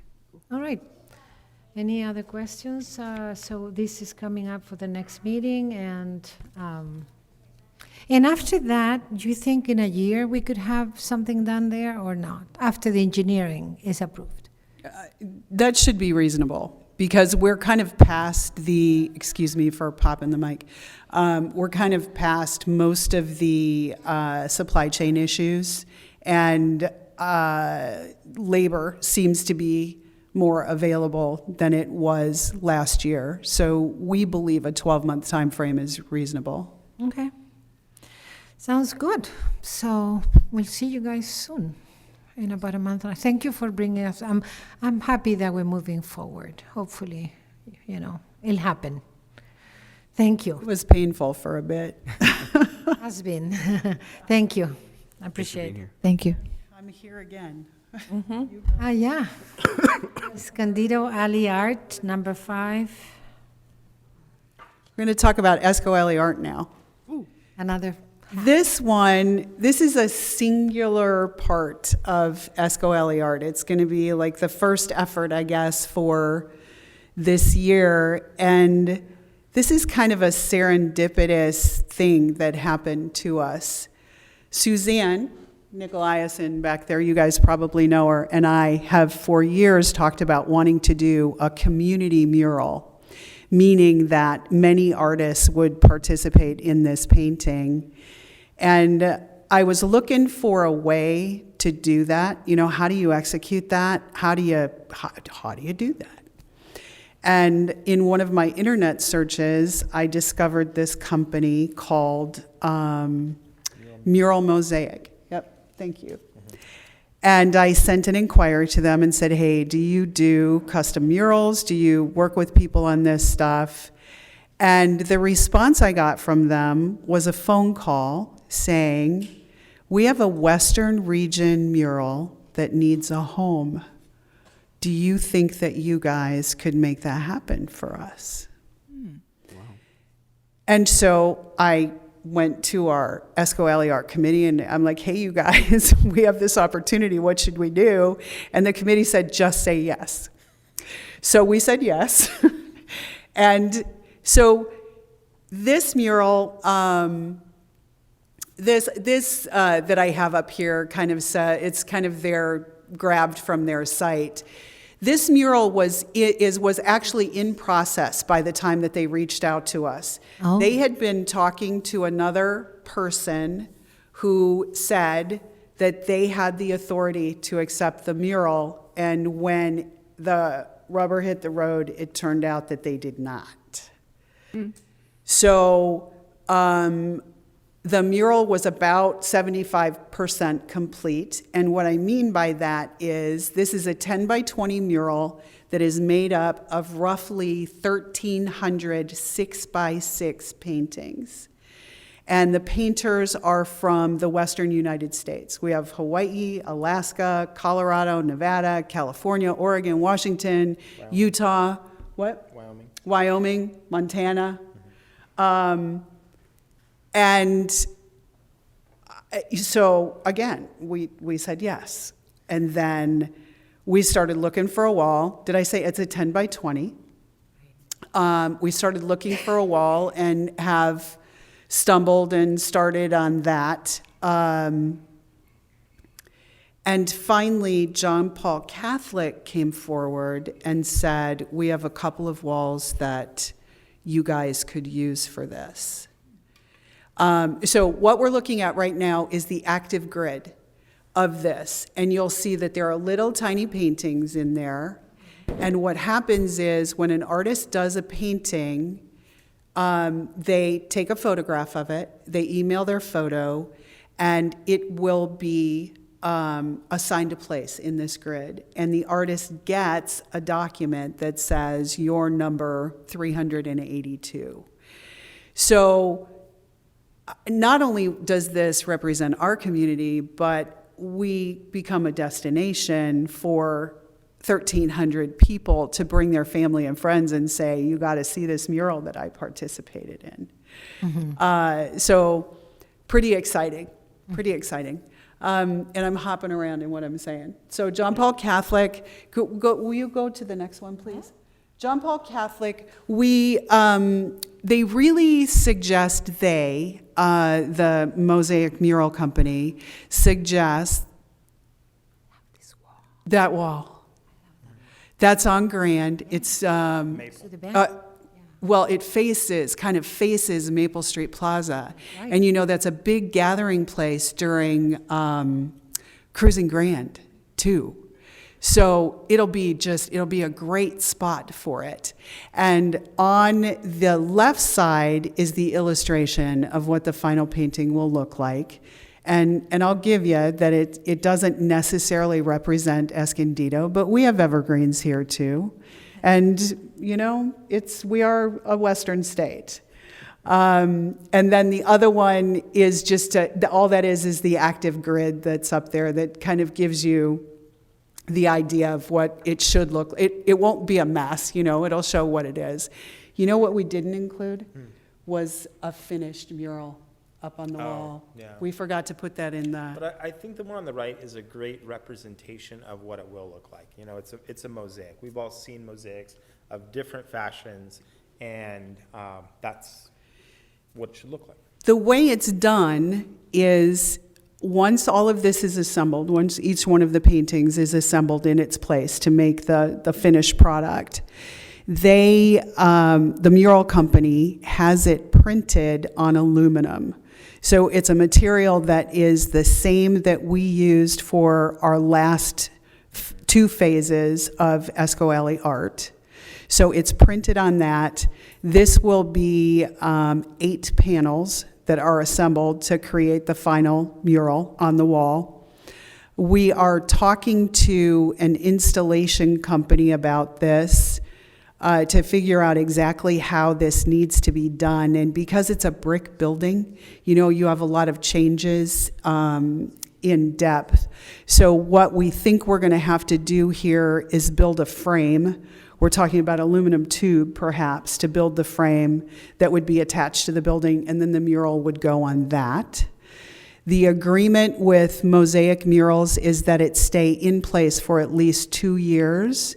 They are donating the mural to us. There is no cost to us at all for the mural. We pay for the installation. And John Paul Catholic is going to take care of taking it through the permit process with the city. So we just wanted you to see this. This is another really exciting thing. We did only get 30 kits for artists to paint, so we will have 30 Escondido artists that are painting for this. They went out to, we kind of put the word out to our Escondido artists and our committee and, just people that we could get them out to quickly, because the paintings have to be complete by January 31st, and they would like to hang this the end of March. Okay. What else should we be saying? I think that largely covers it. So the scale of this in relationship to that building is a guesstimate. I don't have the exact dimensions on it when I put this in there, but it's about that. If I were to hang it, I'd say probably a little bit further to the left. We wanted it to be low enough so that people can go up and see the individual paintings themselves rather than put it up high. Yeah. So I'm not clear on this, and I really want to be because it sounds so interesting. Individual panels painted with individual paintings are going to come together to make a scene, and within the scene are the individual pieces? Right. Oh, wow. Yeah, like that. Is it like Are they pointillism? tiles? Are we talking about tiles? Yeah, tile, 6-inch tile. A regular 6x6 tile. But it doesn't go, it's actually a 6x6 canvas that people are painting. And once they complete their painting, they take a photograph and email it. Yeah. They're then electronically assembled. Oh, is this yours? Yeah, this is the one. So Is it pointillism? Is it a No, form of pointillism? in a sense, it is, yes. The forms- in the overall execution. Okay. So, Yes, I get it. so the He will put it. mural mosaics, they, or an artist, a team there or an individual, is the artist for the project. And to execute this art piece, they need 1,300 people to create 1,300 6-inch by 6-inch squares. Send them in digitally, and then they will apply them to this scene in a way that best tells that story. And the paint kits have a primary color in the, meaning they have one color that has to make up roughly 80% of the painting. There were green kits, blue kits, light blue kits. Yellow and purple. Yeah, purple, orange. When you stand back from this, it'll form a picture like that evergreen. Yes. And Yes. so it's brilliant in a way and fabulous that you're including what did you say, 1,300 people? Yes. And to me, it does represent kind of a pointillism type of art where you actually have to stand back from a distance to see it. Oh, I see, yes. Yeah. If you go up close, you'll see the individual pieces, but you won't really see the full picture impact real close. I think that's a great wall for it because you can stand back. You're here today probably because you're asking for some money for this? If you guys think you have money, once I get the installation cost, we would love to have some help on that. I don't know what it is yet. I think it's only gonna, I think worst case probably in the neighborhood of $2,000. I think it should be around there. Yeah, yeah. And we're using a professional installer to do this because it's 8 panels that have to be beautifully matched. Yeah, Not that our volunteers don't do a wonderful job. So if it's on, Unless he's too busy with other projects. I have a question because I'm still, so it's 8 panels that have been printed on. So we won't see individual. We will see them, but we will not. It's not 1,300 tiles. Little tiles, exactly. I So believe that there's actually going to be at least one other version of this somewhere else, right? No, No? No. We're the only This one? is We're the destination. Wow. yeah, this Okay. is ours. That's cooler. Yeah. Daniel, can you go back to the whole thing, the big one? Well, That one. So the one on the right, the 1/4 almost, that is already done, right? Yes. Pretty much. It may there's change, just though. They're not married to anything until right before they print. They allow paintings to continue to come in before they do the final. They won't do the final until after January 31st. It's who's doing the final? Who's doing the movie? It's the company called Mosaic Murals or Global Roots. I think did I include their? Yeah, you did. The first first We slide. don't have anything here. It's right here. Oh, I didn't give you the link, did I? No, but nice to have it so we can see other, I can send it. yeah. Send, if you can send Where it. is it? I mean, that page. Global isn't- Roots, if you go to the Global Roots, just do a search, Global Mural? Roots. Oh, there it is. That one. Because West is our painting. So if you go directly to that, you will, you'll be able to see it. and 30 artists would come from Escondido? Yes. And would they have a prime spot on it or just random? Random. So the picture that you just showed us, I saw a sketch underneath Right. that shows like the outline of the tree. And so that's going to be high green area, is that correct? Yep. Great. Have you seen their art done before on the beginning stages of individual and then the final results? I've seen completed works. Yes. And they're beautiful. They are They're amazing. spectacular. Yeah. Yeah. Danielle, did you share some of the artist roster that you have with them? So make sure they reached out to any artists in Escondido? I have not. I have not, but the list that the intern put together, she reached out to the art galleries and everything, so I'm sure it's everyone that you already have, but we can cross-reference. Make sure that everybody who wanted to. All the kids participate- are out. They went very, very quickly. Oh, so it's done. You got Yeah. the 30. Yep. We had hoped to get 50, but we only got 30. Let it be said that Suzanne's painting is just beautiful. We went really quickly through that without a comment. And that will go, you don't know where it's going, though. It's going to be moved, right? Okay. Well, sounds exciting. So you coming back with more when? Coming back, when you say we're coming back with more, you mean what the plan is going forward for Esco Alley Art? No, Or- I meant that, Okay. Okay, so, as you pointed out, Patricia, that maybe there would be a monetary ask. And we had discussed that. We didn't prepare so much for it. But as Carol said, help with the cost of installation would be great, would be ideal. We have a ballpark figure of around 2,000. If y'all are committed to this, and if you can, conditionally approve to help us with the installation, that would be great. Beyond that, the next more that you would see from us would probably be the artwork going up. And we come back and discuss it around that time. I make a motion that we approve up to $3,000 for the installation of this art.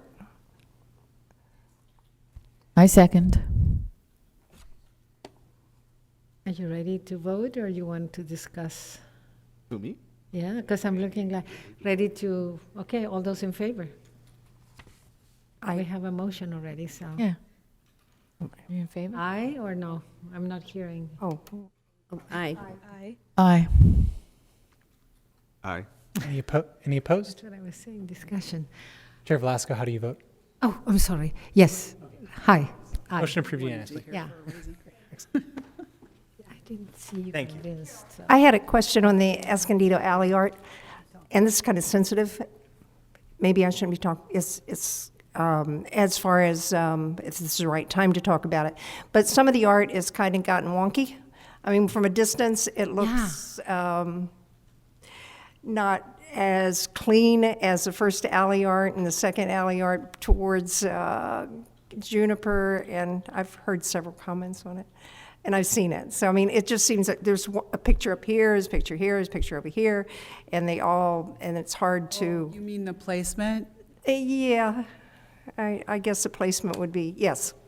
It definitely is the placement. I know art is in the eye of the beholder. It's just aesthetically wise, it looks a little mishmashed. I can try and speak on that. So this project has presented all sorts of challenges. The first year we had challenges. The second year we had challenges. We went into there with a goal and a plan. The goal we completely executed, I believe. The plan went left, right, up, down, wherever it needed to go to achieve that goal. I agree that maybe the framing, the hanging of it, as far as in an open space, wasn't the ideal, but we had competition or competing constraints between building owners, the sizes of the pieces, what we could access, and we executed it to the best of our ability and learned a lot. Well said. You had a bunch, I'm sorry, that doesn't sound professional, several different owners, and you had to deal with different owners, and I don't know if the city can help in the future make it a little bit easier, but you guys have to get approval for every single one of them, or could it be approved as a project in the future? Like presenting this as a project? To that question, I believe. One Okay. is funding the project, and we've worked something out with that. We still have to finalize the contract on that, but we've worked through a baseline for that. As far as hanging a piece of art on somebody's building, that always goes directly between us and that building owner. And the They have person. a say. Okay. And before you go quickly, there's some panels on number 1, on the first one, that are kind of falling or twisted or... We figured out a way to address some of those. The Broadway to Maple. Yeah, I think I saw it the other day. And I'll just start Go because ahead, I yeah. started talking. So one of the things that's going to happen there is John Paul Catholic is getting ready to do their renovations on that project. I'm not exactly sure what that timeline is. And we will have to take down those paintings. Some. Well, maybe all. Maybe all temporarily. Yeah. And it is in their plan to put the paintings back up. They're going to put metal frames and actually light the ones that they keep. So long-term, there's a great plan to deal with that. The ones that are bowing, most of them, I believe, We've addressed a lot of that over the course of this past 2 years or year and a half since they went up. We've taken some down that worked We've flattened them, resealed them, done different things. There's still a couple that aren't perfect.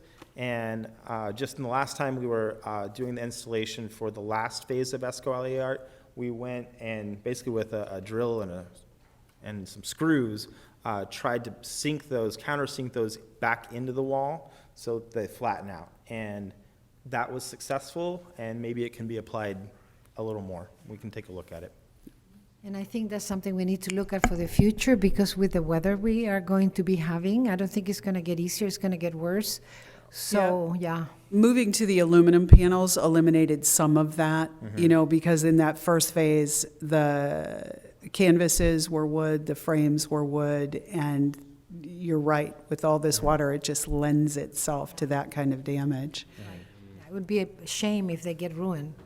I'd rather go indoors somewhere. Yeah. All right, well, thank you so much. I have Appreciate a quick question it. for Zach, and I don't know if this is like more of an Well, internal are thing. we on the same item? Yeah, this is concerning this. Okay. Now, would we be able to choose where the funding comes from for the motion we just did? Because I'd like to see this pulled out of the Grand Avenue Art Project, considering it's on Grand Avenue, so that way we're able to conserve as much mural money as we can. I wouldn't see any problem with that, Danielle, would you? No, I don't see Would any we have to problem make with a that. new motion? No. Okay, Yeah, I wouldn't cool. see So the funding will come from there. The funding could come from there, or the funding could come from the money that we have sitting unallocated. And then we don't have to touch either project. Okay. I want to Or keep no. my mural money as tight as I can. Yeah, I like that. I totally love that. Let's get it from the Grand Avenue project. Okay, thank you, guys. Thank you, folks. Okay, public art monitoring, and that was something that I proposed Danielle over the phone, because if you guys have seen the beautiful piece of art that is in front of Michael's and Barnes and Noble, the Yes. neighbor, the community something, Community. the community. Well, there has a huge panel missing in the middle. It looks terrible. And not only that, but there's graffiti over the work, the artwork. I have to say that I think Public Works went there and painted over instead of removing the graffiti. Well, I'll find out. I asked Public Works to go out there today to confirm that it had been taken care of, so I should get a report on that tomorrow, and but I suggest you stop by to see it yourself. They painted over the graffiti. It's like a light color, but it was not removed. And so now we have that problem. So the idea was that there's 7 of us in Escon, 7 commissioners, and we have a city with, I don't know, dozens and dozens of artworks that are all over the place, that we would assume some responsibility by region of monitoring those. So not just one person has to go and check them all out and report to Danielle. Danielle is one. They don't have, so that was the idea, that you would say, you know what, I'll take all this area, I'll take this area, I'll take downtown. And that was the basic idea. Did you kind of did something about that or no? Like a dividing the I like that system. idea, kind of like an adopt a public art piece. exactly. I dig it. I think we should, that should I be mean, a that good way, one person cannot do it. There's so many pieces. Did you divide it, or is it up? I did not divide it. I think it's up to you. I mean, it would make the most sense, I'm not sure where everyone is located throughout the city, but I mean, if we do have a list that we can pull on the internet of the existing art, and then we can, you guys can volunteer to take certain pieces, and then whatever's left we can assign. Danielle. One suggestion, just from my perspective, I don't know, by council district might be one way of looking at it, because that we have our interactive map there. Just throwing that out for what it's worth. Yeah, except most of the pieces are District 3. Yeah. Danielle, is this art that we're talking about, is it covered with anti-graffiti? It's a sculpture. So no, and it's been there for years. It used to be in the median in the road, and it was moved over when the road improvements were done. So and that was years ago, long before me. And so I do not think it has any graffiti coating on it. And that's the sculpture also that we added a spotlight to recently. Yes, Remember? well, we repaired the light, yes. Right, right, we added that. Right up there on the Right. hillside, yeah. The reason why I'm mentioning it is, from what I understand, when the city removes graffiti, if it's had a graffiti coat, they actually have to have two people there. One to reclaim the water that's required by the city, and the other to use a sprayer.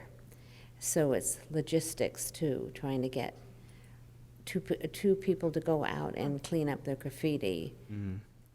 So it doesn't always happen in a timely manner. So we should be aware of that. Yeah, I think you might need to see it, because I don't know what they did, but they cover it with something. Okay, I But will you can follow still up. see it, yeah. And the panel, I don't know if it fell or was removed by someone. It is, I'm sorry to say, it is an area where some homeless stick around, so there's always food, clothing, that kind of stuff. So if somebody's going to supervise that, then it would be a good idea to look at it. Okay. Anything else on that? So, so what I would suggest is, why don't you send all the commissioners? I have it from the original. We have a list, but do we have a map that includes all private and public? We only have a map of downtown. But you do have picture of all the public work, artwork, and all the private, right? Yes. So So it's a list, though, it's not Oh, a map. The map that we have is only the downtown footprint. So it's nothing outside of Grand Avenue I know. and City Hall. So why don't you just send us the list and then the map, and then we can look at the list, and you guys simply go around and say, I owe this, I'll take care of this corner and so on. Yeah, like adopt an art piece. Zach suggested that Exactly, we, there we I'll take the disc at Cypress Court. Zach suggested we use the district map. That might be a great way to do it, and then divide that if two of us are in that, because I think, how many districts are there? There are 4 districts. 4, so, what's that? Most of them are in 3. There's very few in District 4, almost none in District 2, none. Okay, well, So- start there where we are. So start 3 and then divide that, depending, okay. Yeah, we can figure that out. All right, just mail it to us, we'll figure it out and send it to you, Danielle. Okay, sounds good. Creek Trail update? Yes, so at the last commission meeting, you asked for an update on the Escondido Creek Trail project. This is a PowerPoint presentation that was provided to council, so I'm going to go through this very quickly. But it will give you an idea for those of you that aren't familiar with what the project is and what we're doing. Maybe, if this opens. Okay.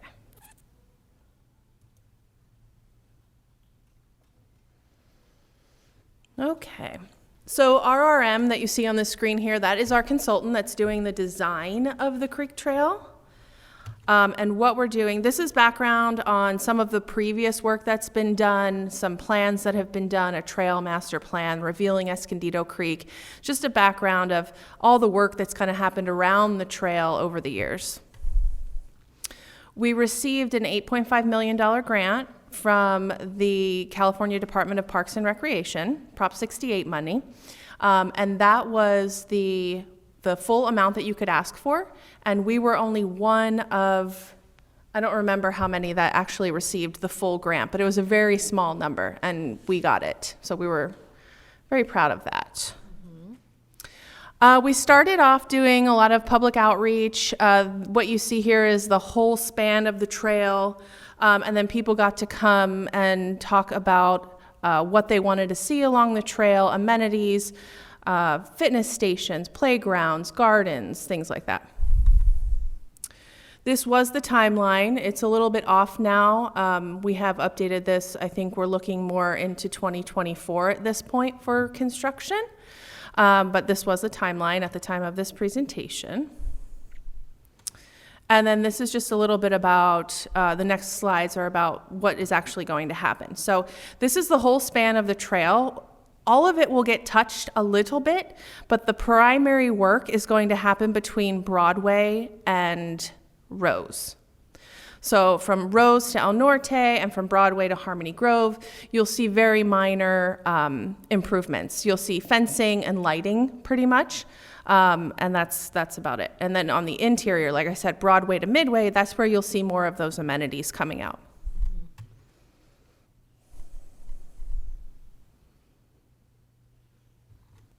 Oh, I'm sorry. It's showing you the different sections here. I'm sorry.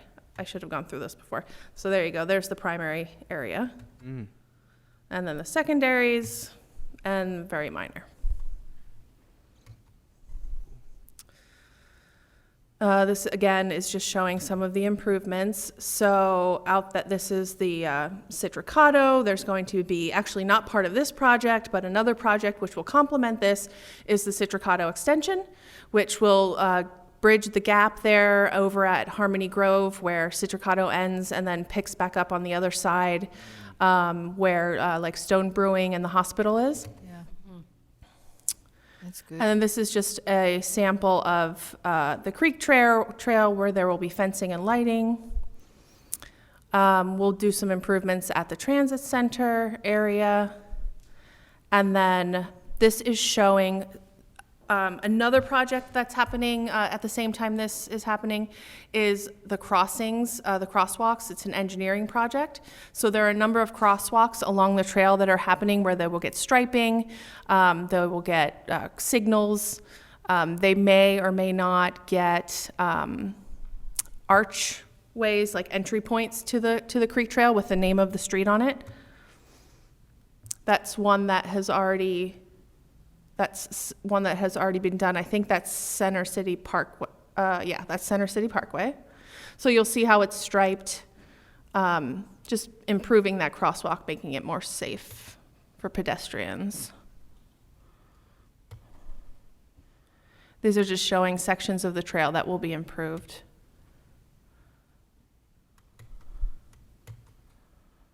What is the yellow, Danielle? That yellow line? Let me go back.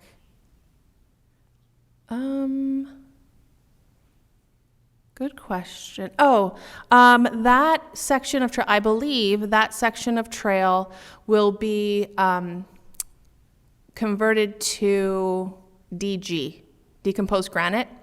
So one side of the trail will be asphalt, so that'll be for the walkers and for the runners. The runners might want to use, oh, I'm sorry, no, that'll be for the wheeled riders, right? The bikes, the scooters, the skateboards potentially. And then the other side of the trail, which I believe is that yellow section, will be DG. So that'll be for your runners. It's a softer surface. Okay. And it's opening up both sides. That's a big part of this project, is that right now, only one side of the trail is really open for access. So we're improving both sides of the trail from Broadway to Midway. So this just talks about some of the amenities that you'll see, the decomposed granite path, which will look like something similar to this here. We'll have seating areas, fitness stations, play areas,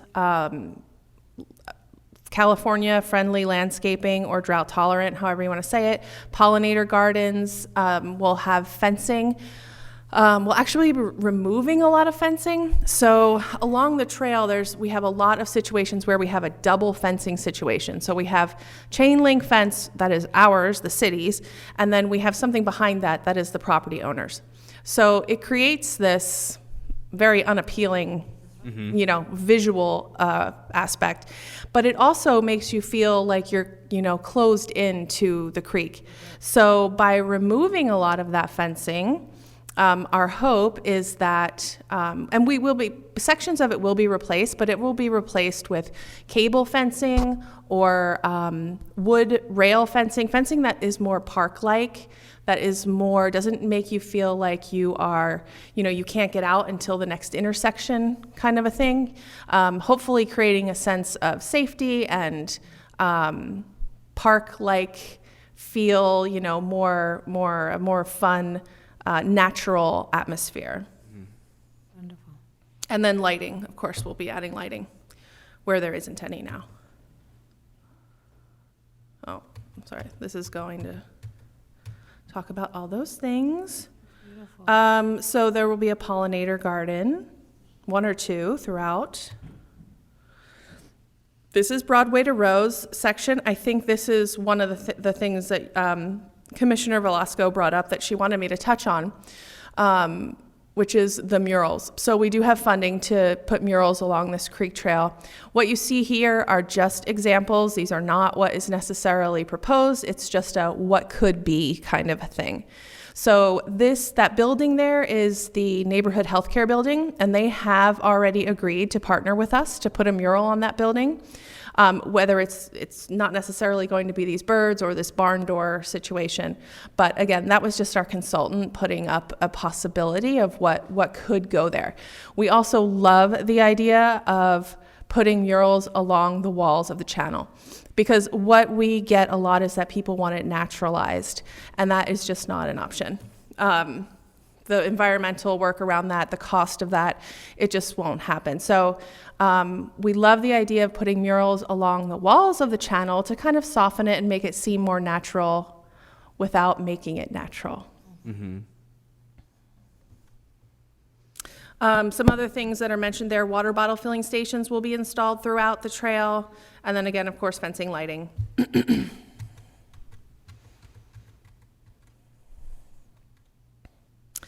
These steel fence panels that you see here will be at, I believe, 6 different intersections. So it will be the same thing, Escondido Creek Trail, with these silhouettes of families and people utilizing the trail. And so it's really just meant to enhance those entryways and create that sense of like a linear park situation.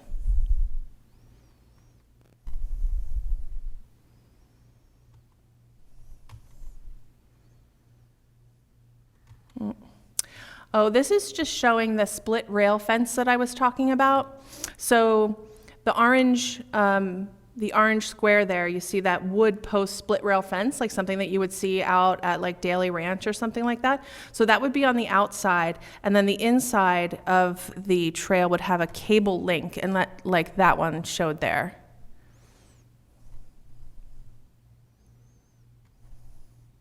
Can you go back?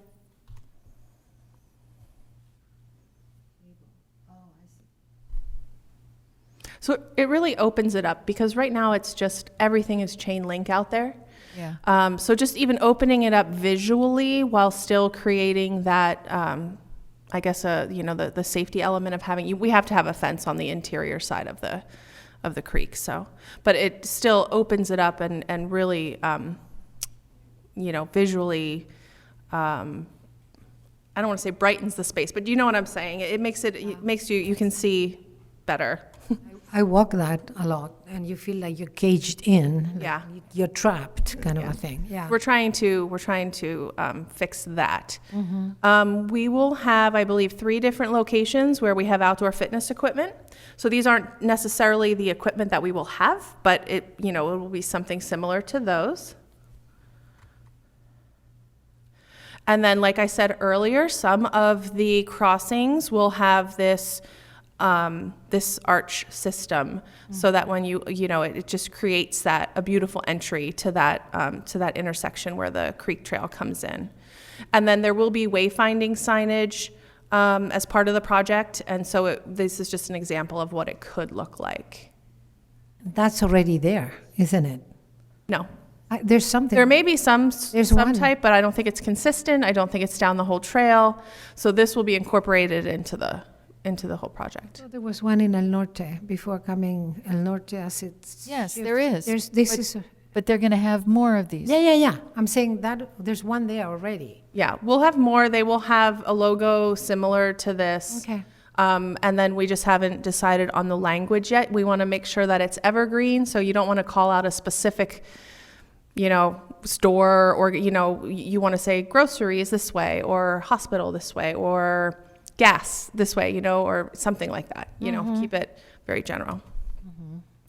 This is just some examples of because the whole thing will be landscaped as well. So these are just some examples of some of the trees that will be planted that are on the approved list. Some of the shrubs. Now, it won't look like this when we plant it, so just when we're first done, of course, they won't be mature plants. These are obviously mature. So it may not look as beautiful as what you see here.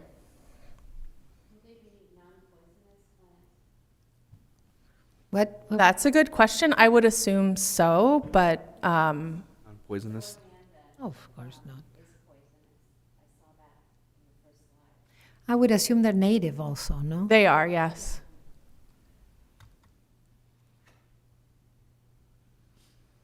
And then this just kind of, again, just calls out some of the things that are going to be happening, but it's all of the things I've already said: seeding, bottle filling stations, trail lighting, enhanced fencing, drought-tolerant plants. We've got the murals. It just kind of calls it out block by block. So right now, we are just about at the stage that we have the design and bid documents ready. They are, the consultant is finalizing those. And we hope to have those, we just asked him for a timeline, but I think we hope to have those at least done in the next month. And then we can put the project out to bid for construction, and construction is supposed to take about 9 months. Now, it'll be a little bit more than that with contract negotiations and things like that, and weather probably, but they're proposing that the actual construction of the 8 miles would be about 9 months long. So pedestrians are on one side, bike riders on the other, right? Yes. Cool. Just one thing to point out on this one is the fitness court at Washington Park. That's already been installed. So that is there. And then we'll have a nature play area alongside that. The hope is that it's right by the ball field there, that the parents, while they're there with their kids, they can have their little ones on the playground. They can be taking advantage of the fitness court, as well as just the folks that are traveling up and down the creek trail for exercise. They can stop along the way. This will be just one of like 3 or 4 locations. We won't have this full fitness court at the other locations. It will be just the individual machines or amenities like I showed earlier. But this will be just one stop where they could stop and ride their bike or jog to it, get a little calisthenic workout, get back on the trail, go a little further, do something else. And this section, I think we've talked about all this, the crosswalks, they're showing the crosswalks there. And then this is the potential logo that would be used for the way signage material. The creek trails. Wonderful. Yes, very nice. Since we have the funding already, do you think we could begin contacting? Remember we talked about involving schools for the murals, involving high schools, students, and we already have the Lago, but we could involve all the schools to come up with proposals. Can we start doing that already, reaching out to the schools or no? No, I think it's a little too early for that. We're looking at starting outreach for the public art when they are very close to the construction being done. Because we don't want our artists working side by side while there's major construction going on. And we don't want the dirt and debris that's going to be, caused by all this construction hitting a wet wall. So our plan is to start the public art outreach closer to the finish of construction. Maybe a few months before, so that right. we can start planning ahead. The teachers and Yeah. the students. Exciting! Oh gosh! Before, just make sure it gets done before we are gone. This is taking forever. If you look at the 2018 timeline. when it started? Huh? 2018 is when the initial conversations were happening. Did you attend some of those meetings? It was really exciting. We see. Well, planning and designing a project of this size And then the is money. quite a challenge. Yeah. I'm excited. Okay, wonderful. And meeting time, I don't know what that is. So we put the meeting time on here because it was suggested in the past that maybe we may want to make the meeting a little later in the day to help accommodate those of us that work. So it's on here for your discussion, whether you would like to push the meeting back to 4 or 5 o'clock. I don't know what works for everyone the best, but it's just discussion to see if that's something that you guys want to entertain. Yeah, I mean, I could start that discussion because I think I'm the one that might have put it on.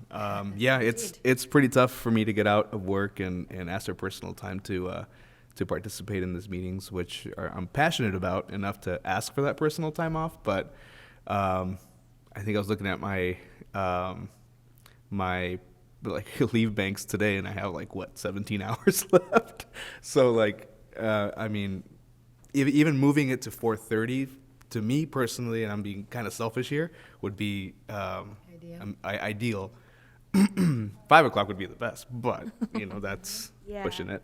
I also have to move things around to get here. I had to flex some hours, so I'm staying later tomorrow, but I would also appreciate pushing it back at least an hour and a half more. Just to be able Would to 4 be too early for you? How does that affect staff?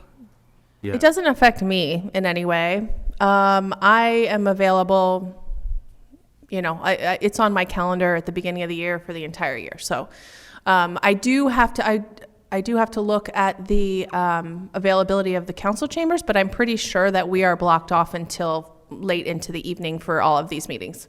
Correct. Yeah. Yeah. We'll have someone from myself or the clerk's office will be here at every meeting. Not a problem. So what time would you like, 4 or 4:30? Natalie. anything after 4 would work for me. I don't know about 1. Yeah, I mean, 4:30 would be ideal. I mean, I would still have to ask for a little bit of time off, but it would be a lot easier to do than 3 o'clock. Maybe we can provide dinner. Right? Well, yeah, let's make do we have to make a motion about it? I think it'd be for, because we have to maybe change the Let's have a bylaws. motion I about would recommend. changing. I mean, is everyone, I mean, I guess. Yeah. Let's make a motion. All right, yeah, I motion to move our meetings to 4:30. I second it. Okay, all those in favor? Aye. Aye. Aye. Motion approved. All right, so now 4:30. So plan accordingly, guys. Bring picnic. So that will be effective in March. Our next, well, we'll talk about that. Okay, liaison report. I'm sorry, can we go back? I had moved that one item to the end of the list. Yeah. I'll make this very quick. The mural? Yes, Okay. the 258 East Second Avenue. Second Avenue.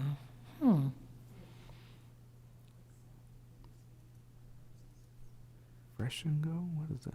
Let me see if the picture's on this one. It was a restaurant. It recently sold, and there's a new owner, and they approached me about putting a mural on their building. And so she submitted an application, and last month, I believe, and I was going to take it through the appearance committee. This is not it either. But the meeting got canceled. What I wanted to bring to you, I want to show you, because she actually, the mural is already on the wall. So This is the corner one? this is the corner. Metaphor. Yeah. Second in what? Oh, Juniper? Yeah. Juniper. Yeah. It's where Susie Q's was. Yes, thank you. That's it. Susie Hughes. Thank you so Gone much. through be the so metaphor. many owners. Yeah. So I'm going to have a conversation with her but I just wanted to let you guys know that she has approached me about this mural. She's asking for $4,500, but the mural went up on the wall before That's how it works. before it was smart. approved. I like So I think it is what it is. It's there now. So it's lovely. It's this on the front and Danielle, is the whole thing up there, or I think it's not quite filled in like that? I don't think it's just quite yet. finished. Yeah. This is the back side of the wall. This is their alleyway, the parking in the back. Okay. And the front side, this is just a rendering, but I don't think she has these leaves, these front ones up here yet, but the wall is already painted pink. So it could be that she just needs the additional funding to finish the mural. But I wanted to just kind of give you guys a preview of what the mural looked like and let you know that this will probably be coming back to you for approval. But if you see it, it's new. She did initially, talk to me about it, but then she just went ahead and put it on the wall. It's That's a pretty. doer. Like doers. Okay. Okay, so that was all. That was just a quick Information. update on that. Okay, sounds good. Report, liaison. The liaison report, not too much today. I just want to let you know about the Public Art Master Plan and how that's moving forward. We have a tour scheduled with them on the 17th. So Commissioner Velasco and Commissioner Span will be accompanying me along with 5 of their consultants, and we're going to take them around Escondido and show them the existing public art that we have. Talk about maybe potential sites for new public art. They'll have, I'm sure, a list of questions for us, and we'll be brainstorming ideas. But so that will be happening on the 17th, and then following that city tour, then we will begin all of our stakeholder meetings, our focus group meetings. I have sat down with them. I've identified most of those groups. It will be, you know, most of the art community here. It will obviously be all of you, our council, all the folks in Escondido Alley Art, all the folks that are involved in the downtown art scene. Probably the school district. So all those meetings hopefully will be happening between January and February. That's good, it's moving, moving. Do we have room to invite one more commissioner or no? Maybe, if I don't need a driver. I'm gonna, so I have to drive the big city van, and I have not done that before. So I'm gonna go out, I'm gonna take it for a test drive. If I'm comfortable with it and I don't bring in one of my staff to drive the van, then yes, we can fit 9. We're allowed 9 passengers in the van. Do we I missed that. have How a many volunteer? commissioners are going? Are they all public art? 2 right now. You just can't have 4. It has to be 3. No, 3, there's 3 or only less. 2, right? There's only 2 right now. You can't have 4. That's It's going to be 3 or less. One more, Yeah, I'm one more, saying. yeah, I One understand. more, so. So yes, I think we can potentially fit one more, but I will let you know. It's on a Tuesday, and it's in the morning. It's from about 8 until noon. Yeah, it'll be tough. Well, if the invitation is out there, right now it's 2 of us, we can have one more. I think it'd be great to have one more if you can. Yeah, so you can email, message Danielle if you're interested. Okay. Subcommittee updates, mural subcommittee.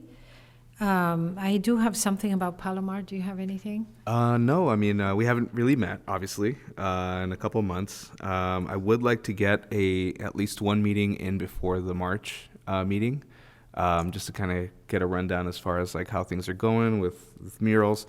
I did get a update from Sudi Ramazadeh. She has art ready for us to look at again to see how just to continue the partnership with the school district and see how we could still have more student art at Washington Park or anywhere else that we could think of. But yeah, I would like to schedule a meeting, hopefully in February, early February is what I'm hoping. I put a question mark here in February. Yeah. So. Too bad that Charlie left. I saw him in and out quickly. I did, so the 2 updates that I had for the mural subcommittee were Charlie's mural is complete, and it's absolutely beautiful, and I have a picture of it, and then so is Tristan's. So, Tentatively yeah. thinking of, oh, I love that. Yeah, it's beautiful. So his mural is complete. Hopefully, he was just here, so hopefully he dropped off his final paperwork at the front counter for me to process his final payment. But that is done, and it looks stunning, so I love that. And then Tristan's is done as well. They're gorgeous. Both of them are so different and so beautiful. Mm-hmm. Yeah. Yeah, my question, are we going to have like a unveiling Yeah, that's exactly. ceremony or some sort of like event to We have, Commissioner Velasco and I have talked about that, and I think that's something we definitely need to talk about at that February meeting. we haven't done one either for the high school ones that we put So up we in the have park. tentatively the 21st. I think Tristan is right by saying that if we try to put it all together in one day, it's going to be way too much. So if we could do Washington Park and Charlie's on one Saturday, And then this one, and maybe we never did anything with the mural at the end, the one that was the foundation funded. Mm-hmm. So maybe we do this and that, and it's just a walk of 2 blocks or so on a different date. But I think Charlie was saying in 21st, would that be something feasible? Is that too early for you? January 21st? Yeah. On a Saturday would be, I don't know, 10 to 12, something like that? That's next Saturday. No. Well, not this coming Saturday, the following Saturday. It's 2 Yeah. weeks. It's too early? I think so. Okay. And then he's out of town. That's the reason why he was saying that. Oh, okay. That'd be tough. But yes, I mean, we do want to do an unveiling of all of the murals. So we need to get those scheduled and determine what we want that to look like. It could be the beginning of February then, maybe. You have to talk to Charlie if he's available. And we do need to reach out so that we get some publicity on the kids. We would love to have the students come to the park, right? So maybe you can be in charge at the Lago, make sure that it gets promoted and... Yeah. I mean, we can do, we'll have to talk dates amongst our folks. Yeah. So we're shooting for the beginning of February, maybe, not January?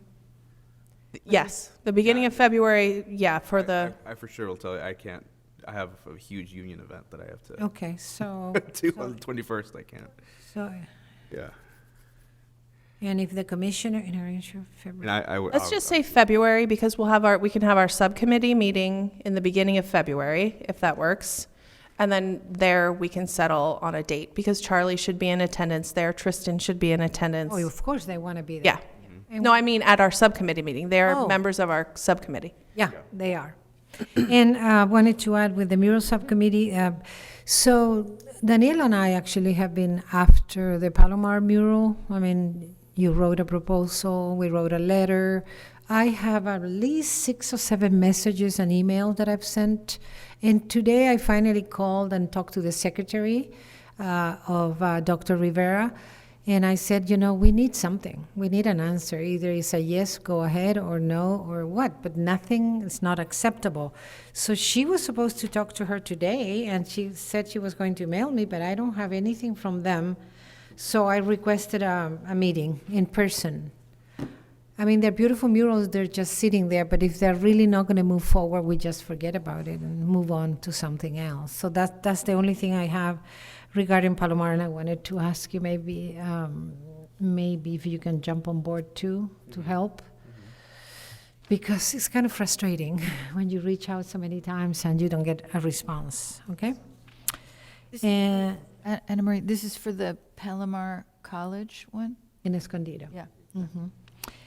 And we submitted a kind of a specific proposal. They have it, what we would pay for how long, and the length, the height, the whole bit, and we were ready to send to request for proposals, but we haven't heard from them, so we're stuck.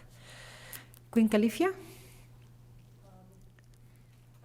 I can speak a little bit to that, and then I'll let Danielle talk what she may have something to add. The numbers continue to increase, as well as compliments and requests for the event circle that we would use for miscellaneous special events.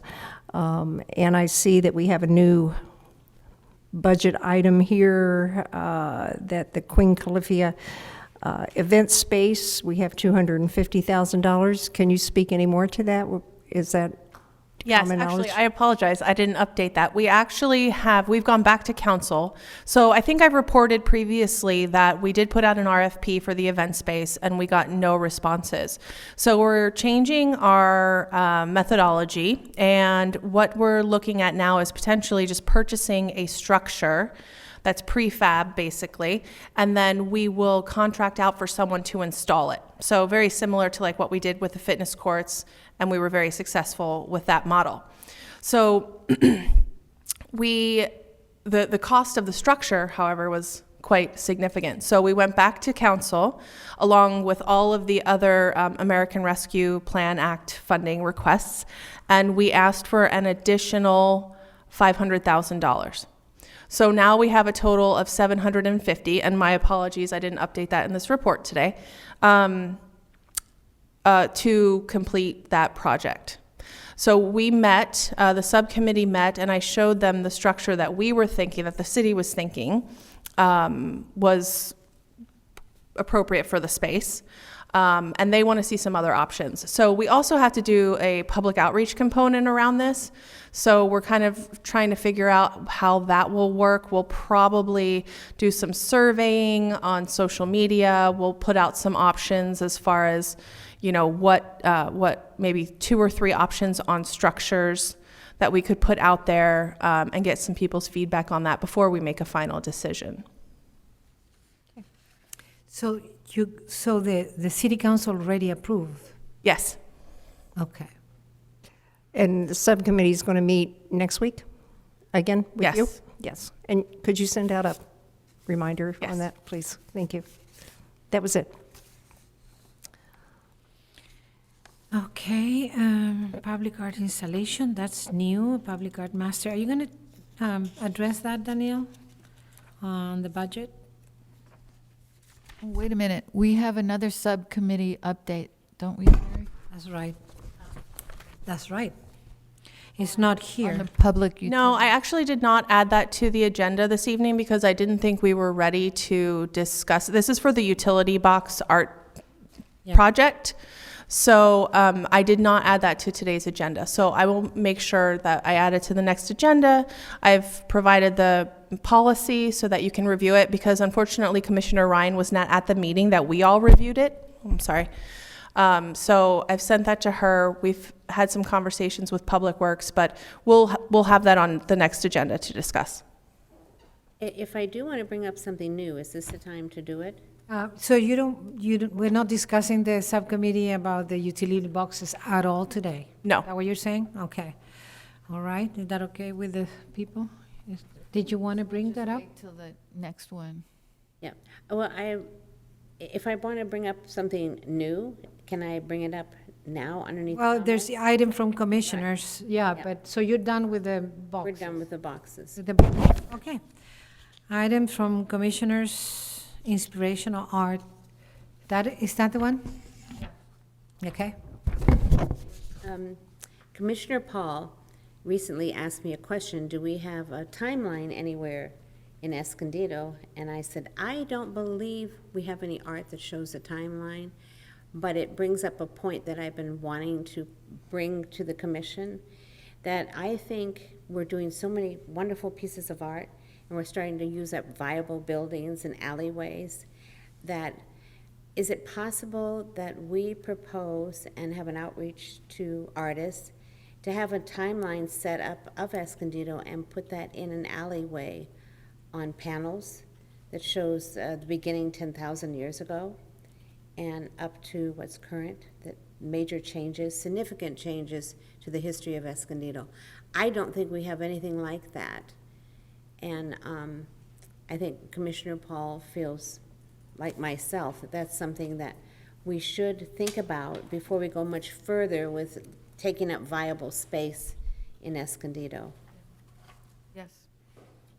I don't think we have a timeline, an artistic timeline for Escondido. I think we probably have interpretive signage and information at the History Center and at the Pioneer Room. But that may be a great topic for the meeting that we have with the Historic Preservation Commission, as like how we could move something like that forward. Yes, and I would like to see it accessible rather than in a building in a small space, that it actually is a journey a long time where families can go and learn about Escondido and the significance of it in a bigger space area. For instance, an alley donated to just Timeline Art. The topic has been addressed in a few murals already.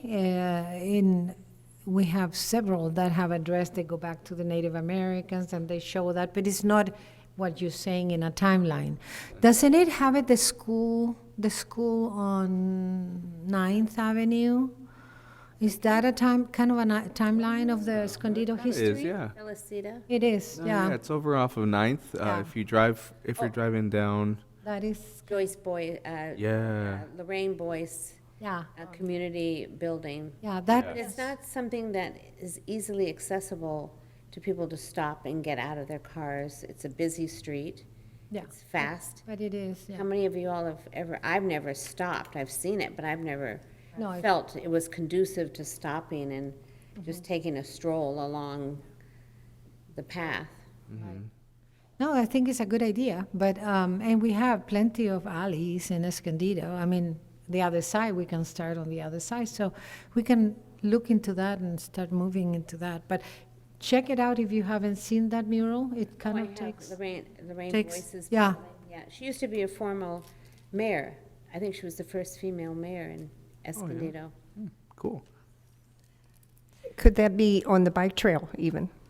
Well, when they were talking about the bike trail, I thought, this would be a good place if you had backup buildings that were available and close enough to connect, so you don't have 10 minutes later, I see what happened next, Or it could be on the wall of the creek. I mean, there you have blocks of cement. Yeah. And it's a walking path, so, Yeah, it could. so that could take the whole wall of, But isn't that more of a visual, natural nature thing? It could be, but it could be this as well. It's not, Set in stone yet? yeah, exactly.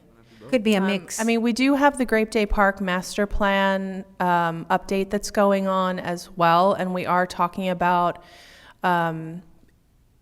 sprucing up the History Center area.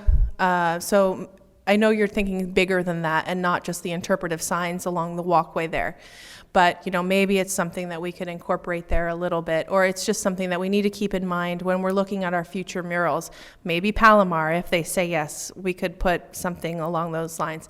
When we have someone, when we have a space that we identify that we want to put a mural, I think it's something we should keep in mind that we may want to ask for specifically in our call to artists. Yes, because when I was kind of investigating this, I didn't realize that Grape Day Park, and correct me if I'm wrong, but they had the celebration there because they burnt the bonds that they were dropped to a lower price, and they burnt the bonds, and they got grapes just as a little, here's some grapes for you. They burn what? Bonds for You mean way farmers back- and ranches, when they paid off the bonds that they owed at a lower rate. They dropped the rate so people could pay off their bonds, which were like liens on their property. And, I mean, this is what I read. I don't know whether it's entirely true, but I always thought it was just about grapes, but it's not. And so they got grapes as an offering of, good job, here you go. Yeah, well, start looking. I love to see it over there at the creek, because I think as you're walking, you're looking at the history, the whole history of Escondido. It would be fun. But anyway, all right. Any future items for the agenda? So what I have so far is Lighting the Way, Okay. the mosaic art installation, both of those if they're ready to present to us, and then the utility boxes. I'd like to add the high school murals. Yes. Start those discussions again. Danielle, there I am. How does the HPC fit into that? How do we work that into a future agenda item, or is that going to be, should be in between somewhere?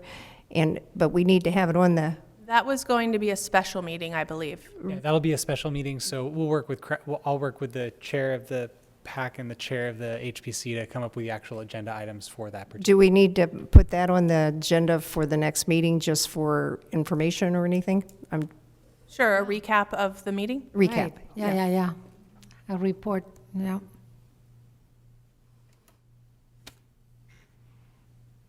All right. If there's nothing else, then we can adjourn the meeting at 5:39. Right? We're done. Thank you.